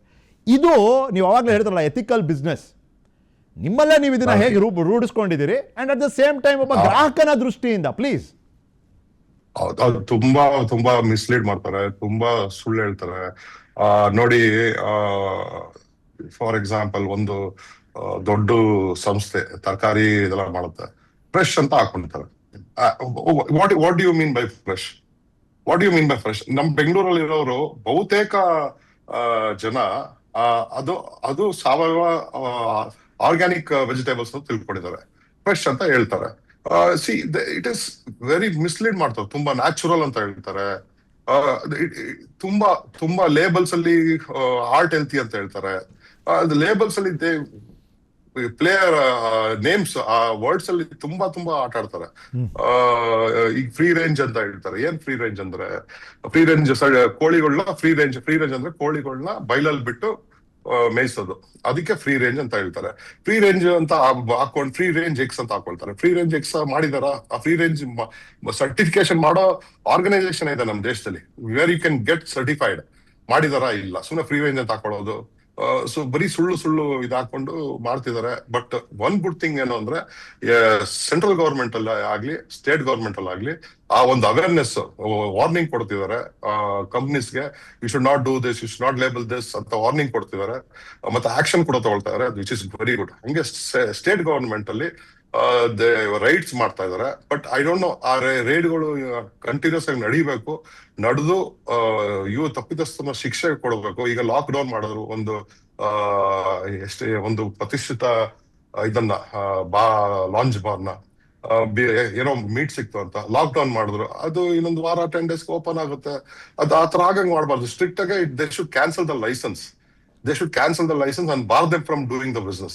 ಆವಾಗ್ಲೇ ಬೇರೆಯವರು ಬುದ್ಧಿ ಕಲಿಯೋದು. ಆ ಸ್ಟ್ರಿಕ್ಟ್ ಮೆಜರ್ಸ್ ಎಲ್ಲಿವರೆಗೂ ಮಾಡಲ್ವೋ ಈ ತರ ಥಿಂಗ್ಸ್ ವಾಪಸ್ ಬರ್ತಾನೆ. ಅಂದ್ರೆ ಈ ಮೇಲ್ವಿಚಾರಣೆಯ ವ್ಯವಸ್ಥೆ, ಸಮಥಿಂಗ್ ಕಾಲ್ಡ್ ಸೂಪರ್ವೈಸರಿ ಮೆಕ್ಯಾನಿಸಮ್, ಇದು ತೋಟದಿಂದ ತಟ್ಟೆವರೆಗೂ ಇರಬೇಕು ಸರ್. ನಮಗೆ ಬೇಕಾಗಿರುವಂಥದ್ದು ತೋಟದಿಂದ ತಟ್ಟೆವರೆಗೂ. ಅಲ್ಲಿ ಹೆಂಗೆ ಬೆಳೆದಿದ್ದು ಹೆಂಗಿದೆ, ಎಲ್ಲಿವರೆಗೂ ಉಳಿಯುತ್ತೆ, ಹೆಂಗದು ಮಾರುಕಟ್ಟೆ ತಲುಪ್ತು, ಮಾರುಕಟ್ಟೆಯಿಂದ ಹೆಂಗೆ ತಲುಪ್ತು ಮನೆಗೆ, ಇದನ್ನು ನಮಗೊಂದು ಕಾಂಪ್ರಿಹೆನ್ಸಿವ್ ಸಮಗ್ರವಾದ ಮೇಲ್ವಿಚಾರಣೆಯ ವ್ಯವಸ್ಥೆ ಬೇಕು ಸರ್. ನೀವು CEO ಇದ್ದೀರಿ, ಒಂದು ಯಶಸ್ವಿ ಸಂಸ್ಥೆ ನಡೆಸ್ತೀರಿ, ಆಡಳಿತ ಅನ್ನೋದು ನಿಮಗೂ ಗೊತ್ತಿದೆ. ಸಲಹೆ ರೂಪದಲ್ಲೋ ಅಭಿಪ್ರಾಯ ರೂಪದಲ್ಲೋ ನಮ್ಮ ಜೊತೆ ಯಾಕೆ ನೀವು ಹಂಚ್ಕೋಬಾರ್ದು? ತೋಟದಿಂದ ತಟ್ಟೆವರೆಗೂ. ಮಧು ಅವರೇ ಪ್ಲೀಸ್. ಖಂಡಿತ ಅದು ಟ್ರೇಸಬಿಲಿಟಿ ಅಂತ ಕರಿತೀವಿ, ಆಯ್ತಾ? ಖಂಡಿತವಾಗ್ಲೂ ಅದು ನಮ್ಮಲ್ಲಿ ಆಲ್ರೆಡಿ ಇದೆ. ಇವಾಗ ನೀವು ನಮ್ಗೆ ಒಂದೇ ಒಂದು ಏನು ಕಷ್ಟ ಅಂದ್ರೆ, ಪ್ರತಿ ಪ್ಯಾಕೆಟ್ ನಲ್ಲಿ ಪ್ರಿಂಟ್ ಮಾಡಕ್ ಆಗಲ್ಲ. ಯಾಕಂದ್ರೆ ಒಂದೊಂದು ಬ್ಯಾಚು ಮಲ್ಟಿಪಲ್, 1, 5, 6, 10, 20 ಫಾರ್ಮರ್ಸ್ ಇಂದ ಬರುತ್ತೆ ಇದು. ಬಟ್ ನಮ್ಗೆ ಬ್ಯಾಚ್ ಅನ್ನು ಕೇಳ್ಬಿಟ್ಟು ಎಲ್ಲಿಂದ ಬಂದಿದೆ ಅಂತ ನಾವು we can give the list of farmers, ಯಾವ ಊರಿಂದ ಬಂದಿದೆ ಅಂತ ನಾವು ಹೇಳ್ತೀವಿ. ಆ ಟ್ರೇಸಬಿಲಿಟಿ ಎಸ್ಟಾಬ್ಲಿಷ್ ಆಗಿದೆ ಇದು. ಬಟ್ ಅದನ್ನ ಹೊರಗಡೆಗೆ ತರೋದು ಸ್ವಲ್ಪ ಟೆಕ್ನಾಲಜಿಕಲಿ ಸ್ವಲ್ಪ ಚಾಲೆಂಜಿಂಗ್ ಇದೆ. ನಾವು ವರ್ಕ್ ಮಾಡ್ತಾ ಇದೀವಿ. ಬಟ್ ಬೇರೆ ಕಂಪ್ನೀಸ್, ಇವಾಗ ನೀವು ಎಲ್ಲೋ ಹೋಗ್ತಾವ ಅಕ್ಕಿ ತಗೊಳ್ತೀರಾ, ಎಲ್ಲಿಂದ ಬಂತು ನಿಮ್ಗೆ ಆ ಟ್ರೇಸಬಿಲಿಟಿನೇ ಸಿಗಲ್ಲ. ಸೊ ಆ ಟ್ರೇಸಬಿಲಿಟಿನ ಬ್ಲಾಕ್ ಚೈನ್ ಅಂತ ಹೇಳ್ತಾರೆ ನಮ್ಮ ಟೆಕ್ನಾಲಜಿಯಲ್ಲಿ. ಆ ಬ್ಲಾಕ್ ಚೈನ್ ಮೆಥಡ್ ಅಲ್ಲಿ ಇಂಪ್ಲಿಮೆಂಟ್ ಮಾಡಬೇಕು. Government should implement every food grain which comes on the plate. ಅದು ಇಂಪ್ಲಿಮೆಂಟ್ ಮಾಡಿದಾಗ ಆಟೋಮೆಟಿಕ್ ಆಗಿ ಸಿಸ್ಟಮ್ಸ್ ಕೂಡ ಕರೆಕ್ಷನ್ ಆಗುತ್ತೆ. ಈಗ ಆರ್ಗ್ಯಾನಿಕ್ ಪ್ರಾಕ್ಟೀಸಸ್ ಅಲ್ಲಿ government has implemented APEDA agriculture produce and export ಇದೆಯಲ್ಲ ನಮ್ಮ ಇದು ಸೆಂಟ್ರಲ್ ಗವರ್ಮೆಂಟ್ ಇದ್ರದ್ದು, ಇಟ್ ಆಸ್ ಇಂಪ್ಲಿಮೆಂಟೆಡ್ ಆರ್ಗ್ಯಾನಿಕಲಿ ಎಲ್ಲಿಂದ ಬಂತು, ಯಾರ ತೋಟದಿಂದ ಬಂತು, ಎಷ್ಟು ಕೆಜಿ ಬಂತು ಅಂತ ಟ್ರೇಸಬಿಲಿಟಿ ಸರ್ಟಿಫಿಕೇಟ್ ಬಂದ್ಬಿಡುತ್ತೆ. ಬಟ್ ನನ್ ಕೇಳೋದು ಇದು ಬರೀ ಆರ್ಗ್ಯಾನಿಕ್ ಫಾರ್ಮಿಂಗ್ ಮಾತ್ರ ಸೀಮಿತ ಆಗಿದೆ, ಬೇರೆ ಧಾನ್ಯ ದವಸಕ್ಕೆ ಇದು ಆಗಿಲ್ಲ. ಇದನ್ನ ಇಂಪ್ಲಿಮೆಂಟ್ ಮಾಡಿದ್ರೆ ಗವರ್ನಮೆಂಟ್ ನಿಜವಾಗ್ಲೂ ಆ ಟ್ರೇಸಬಿಲಿಟಿ ಸಿಗುತ್ತೆ ಜನರಿಗೆ. ತಾವೇನ್ ಊಟ ಮಾಡ್ತಾ ಇದಾರೆ, ಎಲ್ಲಿಂದ ಬಂದಿದ್ದು, ಯಾವ ರೀತಿಯಿಂದ ಬಂದಿದ್ದು ಅಂತ ಕೂಡ ಜನರಿಗೂ ಕೂಡ ಗೊತ್ತಾಗುತ್ತೆ. Sir, long term health benefit sir, ಅಂದರೆ ಈಗ ಆರ್ಗ್ಯಾನಿಕ್ ಅನ್ನೋದು ಒಂದು ಪಾಯಿಂಟಲ್ಲಿ ಅದು ಟ್ರೆಂಡ್ ಆಗಿ ಭಾಳ ಪೀಕ್ ಆಯಿತು. ನಾವು again it has become one of the topics ಅಷ್ಟೇ. ಹಾಗಾಗಿ ಇದರ ಪ್ರಮಾಣ ಕೂಡ ಜಾಸ್ತಿ ಆಗಬೇಕು, ಮತ್ತು ಇದರ ಲಾಭದಾಯಕ ಅಂಶಗಳನ್ನ ಜನರ ಮಧ್ಯೆ ಒಂದು ಜಾಗೃತಿಯನ್ನು ಮೂಡಿಸ್ಬೇಕು. ಸರ್ಕಾರದ ಮಟ್ಟದಲ್ಲಿ ಇದರ ಒಪ್ಪಿಗೆ ಆಗಬೇಕು. ಮಾರುಕಟ್ಟೆಯಲ್ಲಿ ಇದಕ್ಕೆ ಸಾಕಷ್ಟು ಆಸ್ಪದ ಮತ್ತು ಅವಕಾಶ ಎರಡೂ ಸಿಗಬೇಕು. ಜನರ ಮನಸ್ಸಿನಲ್ಲಿ ಇರುವಂಥ ಕೆಲವು ಸಂಶಯಗಳು, ಅಭಿಪ್ರಾಯಗಳನ್ನ ಒಂದು ರೀತಿ ಅದನ್ನು ನಾವು ನೀಗಿಸ್ಬೇಕು. ಈ ಸವಾಲು ನಿಮಗೆ ಕಾಣ್ತಾ ಇದೆಯಾ ಸರ್? ಅಗೇನ್ ತೋಟದಿಂದ ತಟ್ಟೆ ಪ್ಲೀಸ್. ನೋಡಿ, 2014ರಲ್ಲಿ ನಾನು ಅಮೆರಿಕದಿಂದ ಬಂದಿದ್ದು. 2014ರಲ್ಲಿ ಆರ್ಗ್ಯಾನಿಕ್ ಅಂದ್ರೆ ಜನಕ್ಕೆ ಏನು ಗೊತ್ತೇ ಇರಲಿಲ್ಲ. ಬಟ್ ಇವತ್ತು 2026ನೇ ಇಸ್ವಿಯಲ್ಲಿ ಬಹುತೇಕ ಜನಕ್ಕೆ clean food, good food, organic, natural ಜನಕ್ಕೆ ಒಂದು ಎಲ್ಲೋ ಒಂದ್ ಕಡೆ ಇದಾಗಿದೆ. ಅದ್ರಲ್ಲಿ ಜನ ಕನ್ವರ್ಟ್ ಆಗ್ತದೆ. ನೀವ್ ಅನ್ಕೊಂಡಾಗ ಆರ್ಗ್ಯಾನಿಕ್ ಅನ್ನೋದು ಒಂದು ಕೋವಿಡ್ ಟೈಮಲ್ಲಿ ಮೇಲ್ಗಡೆ ಬಂತು, ಆಮೇಲೆ ಕೆಳಗಡೆ ಹೋಯ್ತು ಅಂತ ನೀವ್ ಹೇಳಿದ್ರಿ. ಇನ್ನು organic is growing every day because I am seeing ನಮ್ ಕಂಪ್ನಿನೇ ಒಂದು ಎವ್ರಿ ಇಯರ್ ನಾವು ಡಬಲ್ ಮಾಡ್ತಾ ಇದೀವಿ. ಆಮೇಲೆ ಫಾರ್ಮರ್ಸ್ ಕೂಡ ಡಬಲ್ ಆಗ್ತಾ ಇದ್ದಾರೆ ಎವ್ರಿ ಇಯರ್. ನಮ್ ತುಂಬಾ ರೈತರು ಬರ್ತಾ ಇದಾರೆ. ಬಟ್ ಒಂದೇ ಪ್ರಾಬ್ಲಮ್ ಆಗ್ತಾ ಇರೋದು ರೈತರಿಗೆ ಏನಂದ್ರೆ ಎಕೋಸಿಸ್ಟಮ್ ಸಪೋರ್ಟ್ ಮಾಡ್ತಿಲ್ಲ. ಗವರ್ನಮೆಂಟ್ ಬರೀ ನಿನ್ ಸಾವಯವ ಕೃಷಿ ಮಾಡಿದ್ರೆ 10,000 ಕೊಡ್ತೀನಿ ಅನ್ನೋದು ಹೆಲ್ಪ್ ಅಲ್ಲ. ಎಕೋಸಿಸ್ಟಮ್ ಕ್ರಿಯೇಟ್ ಮಾಡ್ಕೊಡ್ಬೇಕು ನಮ್ಮ ರೈತರಿಗೆ. ಅವಾಗ್ಲೇ ಅವರು ಕೂಡ ಬೆಳಿತಾರೆ. ಅವ್ರಿಗೆ ಇವಾಗ ಮಂಡ್ಯದಲ್ಲಿ ನಾನು ಹೇಳ್ತೀನಿ ಕೇಳಿ, ಈಗ ಮಂಡ್ಯದಲ್ಲಿ ನಾವು 1 ಎಕರೆ ಮಾಡೆಲ್ ಇದೆ, ಮಾಡೋದು ತುಂಬಾ ಕಷ್ಟ. ಯಾಕಂದ್ರೆ ಇಷ್ಟು ವರ್ಷ ಕಬ್ಬು ಬೆಳೆದು ಫರ್ಟಿಲೈಸರ್ ಹಾಕಿ ಇದಾಕಿ ಮಣ್ಣು ಎಷ್ಟು ಅಸಿಡಿಕ್ ಆಗ್ಬಿಟ್ಟಿದೆ ಅಂದ್ರೆ ತುಂಬಾ ಕಷ್ಟ. ಆಮೇಲೆ ಎಕೋಸಿಸ್ಟಮ್ ಇಲ್ಲ. ಈಗ ಏನೋ ಆರ್ಗ್ಯಾನಿಕ್ ಮಂಡ್ಯ ಇದೆ, ಒಂದ್ ಸಣ್ಣ ಎಕೋಸಿಸ್ಟಮ್ ಇದೆ. Organic Mandya can be A small ecosystem. ಸರ್ಕಾರ ಇಸ್ ದ ಬಿಗರ್ ಎಕೋಸಿಸ್ಟಮ್. ಸರ್ಕಾರ ಶುಡ್ ಮೇಕ್. ಈಗ ನಮ್ ದರ್ಶನ್ ಪುಟ್ಟಣ್ಣಯ್ಯ ಅವರು ಪಾಂಡವಪುರನ ಸಾವಯವ ತಾಲೂಕ್ ಅಂತ ಘೋಷಣೆ ಮಾಡಿಸ್ಕೊಂಡ್ರು. Is working, is creating market there. So ಆತರ ಮಾರ್ಕೆಟ್ ಕ್ರಿಯೇಟ್ ಮಾಡಿದಾಗ ಏನ್ ಗೊತ್ತಾ, ನಮ್ ರೈತರು ಕೂಡ ಮುಂದೆ ಬರ್ತಾರೆ. ಯಾವ ರೈತನು ವರ್ಷಕ್ಕೆ 40,000 ದುಡಿಯಕ್ಕೆ ಇಷ್ಟಪಡಲ್ಲ. ಎಲ್ಲಾ ರೈತರು ವರ್ಷಕ್ಕೆ 8-10 ಲಕ್ಷ ದುಡಿಯಕ್ಕೆ ಇಷ್ಟಪಡ್ತಾರೆ. ಆ ದುಡಿಮೆ ಏನಾದ್ರೂ ಇದೆ ಅಂದ್ರೆ ಅದು ಸಾವಯವ ಕೃಷಿಯಲ್ಲೇ ಇರೋದು. Madhu sir, before I let you go sir, ಏನು ಸರ್, ಈಗ ನಾವು ಬೆಳೆದ್ರೆ ಅಲ್ಲಿ ಕೆಮಿಕಲ್ಲು, ತಿಂದರೆ ಪ್ಲಾಸ್ಟಿಕ್ಕು, ಹಣ್ಣಲ್ಲಿ ಕೆಮಿಕಲ್ಲು, ಹಣ್ಣು ಮಾಡೋಕ್ಕೆ ಕೆಮಿಕಲ್ಲು, ತರಕಾರಿನ ಅದರ ಜೀವಾವಧಿ, ಅದರ ಶೆಲ್ಫ್ ಲೈಫ್ ಜಾಸ್ತಿ ಮಾಡೋಕ್ಕೂ ಕೆಮಿಕಲ್ಲು. ಮೊದಲು ಏನು ಕೇಳಿದೆ, ಈಗಲೂ ಮತ್ತೆ ಅದೇ ಕೇಳ್ತೀನಿ ಸರ್. ತಿನ್ನೋದಾದರೂ ಏನು ಸರ್ ನಾವು? ಒಂದು, ವಿಷ ಆಗೋಯ್ತಾ ಸರ್ ನಮ್ಮ ತುತ್ತು? 2 ಪ್ಲೀಸ್. ತಿನ್ನೋದಾದ್ರೆ ಏನು ಅಂದ್ರೆ, ನೀವೇ ನಮ್ಮ ಪೂರ್ವಿಕರು ಏನ್ ಮಾಡ್ತಿದ್ರು, ನಮ್ ತಾತ ನಮ್ಮ ಅಜ್ಜಿ ಯಾವತ್ತು ಹೋಟ್ಲ್ ಮುಖಾನೇ ನೋಡಿಲ್ಲ. ನಮ್ ತಾತ ಅಜ್ಜಿ ಹಾಕೊಟ್ಟಿರೋ ದಾರಿ ನಾವು ಫಾಲೋ ಮಾಡ್ಬಿಟ್ರೆ ಯಾವ ರೋಗ ರುಜಿನಗಳು ಬರಲ್ಲ. ನಮ್ ತಾತ ಅಜ್ಜಿ ಏನ್ ಮಾಡ್ತಾ ಇದ್ರು, ಅವರೇ ಬೆಳ್ಕೊಳ್ತಾ ಇದ್ರು ತರಕಾರಿಗಳು. ಈಗ ನಿಮ್ ಮನೆಯಲ್ಲಿ ಬಾಲ್ಕನಿ ಇದ್ರೆ ನೀವು ಬೆಳ್ಕೊಳ್ಳಿ, ಕಿಚನ್ ಗಾರ್ಡನ್ ಮಾಡ್ಕೊಳ್ಳಿ, ಸಣ್ಣ ಮಟ್ಟದಲ್ಲಿ ಶುರು ಮಾಡ್ಕೊಳ್ಳಿ. ಮಾಡೋಲ್ಲ, ನಮ್ಗೆಲ್ಲ ಸೋಮಾರಿತನ. ಸೊ ನಾನ್ ಹೇಳೋದು, ದ ಬೆಸ್ಟ್ ಗುರುಗಳು ನಮ್ ಊಟಕ್ಕೆ ಏನ್ ಊಟ ಮಾಡ್ಬೇಕು, ಏನ್ ಮಾಡಬಾರ್ದು ಅನ್ನೋದಕ್ಕೆ ನಮ್ ಗುರುಗಳು ಯಾರು? ನಮ್ ತಾತ ಅಜ್ಜಿ. ಅವರು ಏನ್ ಮಾಡ್ತಿದ್ರು, ಕೋಳಿ ಬಂದ್ರೆ ನಾಟಿ ಕೋಳಿನೇ ತಿಂತಾ ಇದ್ದು, ಮೊಟ್ಟೆ ತಿಂದ್ರೆ ನಾಟಿ ಮೊಟ್ಟೆನೆ ತಿಂತಾ ಇದ್ದು. ಸೊ ಅವ್ರು ಹೇಳ್ಕೊಟ್ಬಿಟ್ಟಿದಾರಲ್ಲ, ತರಕಾರಿ, ಸೊಪ್ಪು. ಸೊ ನಮ್ ಬೆಂಗಳೂರಲ್ಲಿ ಏನ್ ತಿಂತಾ ಇದೀವಿ? ಸೊಪ್ಪು. ಎಷ್ಟರ ನೀವೇ ಹೇಳ್ಬಿಡಿ, ಎಷ್ಟ್ ತರ ಸೊಪ್ಪು ಹೆಸರು ಹೇಳ್ತೀರಾ ನೀವು? ಸರ್ 3-4 ಹೇಳ್ಬೋದು ಸರ್. ಅಷ್ಟೇ. ಏನ ಪಾಲಕ್ ತಿನ್ನ, ಇಲ್ಲ ಸಬ್ಬಸ್ಗೆ ಸೊಪ್ಪು, ಸಬ್ಸಿಗೆ ಸೊಪ್ಪು ತಿಂತೀರಾ, ಪಲ್ಯ ಮಾಡ್ತೀರಾ, ಅದ್ ಬರೀ ವಡೆ ಇಲ್ಲ ಬಾತ್ಗೆ ಹಾಕೋದು ಅಲ್ವಾ? ಇನ್ನು ಮೇಜರ್ ಯಾವ್ದು ಬೆಂಗಳೂರಲ್ಲಿ? ಕೊತ್ತಂಬರಿ ಸೊಪ್ಪು, ಮಸಾಲಾ ಸೊಪ್ಪು ಬಿಟ್ಬಿಡಿ, ಅದೆಲ್ಲ ಪಲ್ಯ ಮಾಡಲ್ಲ. ಅದ್ರಲ್ಲಿ ಸ್ಪ್ರಿಂಕಲ್ ಮಾಡೋದು ಕೊತ್ತಂಬರಿ, ಮೆಂತ್ಯ, ಸಬ್ಸಿಗೆ. ಬೆರ್ಕೆ ಸೊಪ್ಪು ಇದೆಯಾ ಬೆಂಗಳೂರಲ್ಲಿ? ಅಣ್ಣೆ ಸೊಪ್ಪು ಇದೆಯಾ ಬೆಂಗಳೂರಲ್ಲಿ? ಇಲ್ಲ. ಸೊ ನಾವು ಸೊಪ್ಪು ವಿಧ ವಿಧವಾದ ಸೊಪ್ಪುಗಳನ್ನು ತಿನ್ಬೇಕು. ಈಗ ನಮ್ ಬೆಂಗಳೂರು ಸ್ಕೂಲಲ್ಲಿ ಒಂದ್ ಸ್ಕೂಲ್ಗೆ ಹೋಗ್ಬಿಟ್ಟು ನೋಡಿದ್ರೆ 80% ಮಕ್ಕಳು ಸ್ಪೆಕ್ಸ್ ಹಾಕೊಂಡು ಕೂತಿರ್ತಾರೆ. ಆಯ್ತಾ? ಅದೇ ಹಳ್ಳಿ ಸ್ಕೂಲ್ಗೆ ಹೋಗಿ, ಹಳ್ಳಿ ಸ್ಕೂಲ್ ಅಂದ್ರೆ ಗೌರ್ಮೆಂಟ್ ಸ್ಕೂಲ್ಗೆ ಹೋಗಿ, ಹಳ್ಳಿಯ ಗೌರ್ಮೆಂಟ್ ಸ್ಕೂಲಲ್ಲಿ 100 ಜನ ಮಕ್ಕಳಿದ್ರೆ 2 ಮಕ್ಕಳು ಅಥವಾ ಒಬ್ಬ ಸ್ಪೆಕ್ಸ್ ಹಾಕೊಂಡು ಕೂತಿರ್ತಾನೆ. ಯಾಕೆ?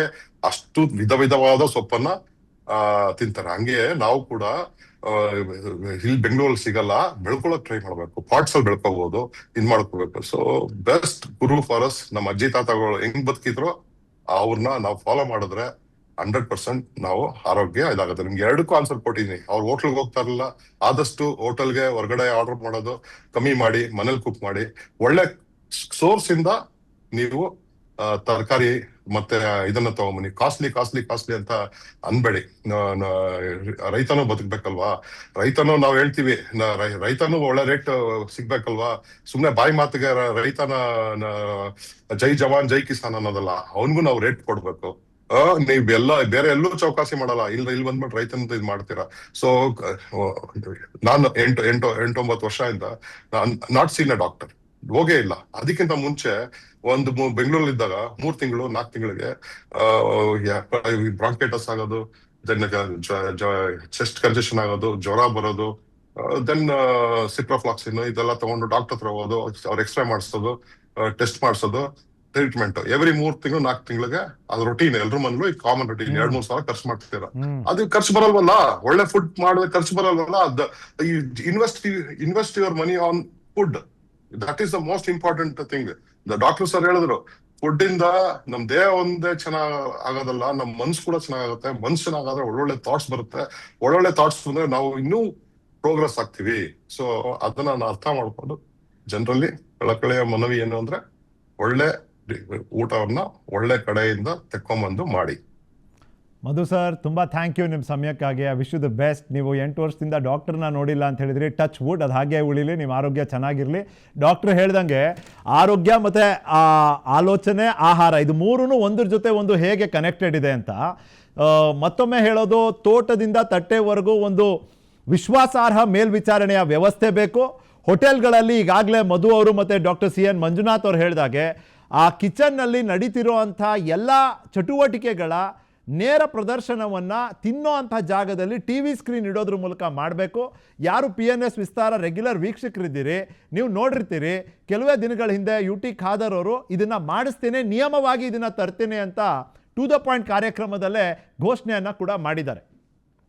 ಮಧು ಸರ್ ಮತ್ತು ಡಾಕ್ಟರ್ CN ಮಂಜುನಾಥ್, ಮತ್ತೊಮ್ಮೆ ನಿಮ್ಮಿಬ್ಬರಿಗೂ ನಿಮ್ಮ ಸಮಯಕ್ಕಾಗಿ ಧನ್ಯವಾದ. ಇದಾಗಿತ್ತು ಇವತ್ತಿನ ಚರ್ಚೆಯ ವಿಷಯ. ವಿಷವಾಯ್ತಾ ತುತ್ತು. ನೋಡ್ತೀರಿ PNS ವಿಸ್ತಾರ, ನೇರ, ನಿಖರ, ಜನಪರ.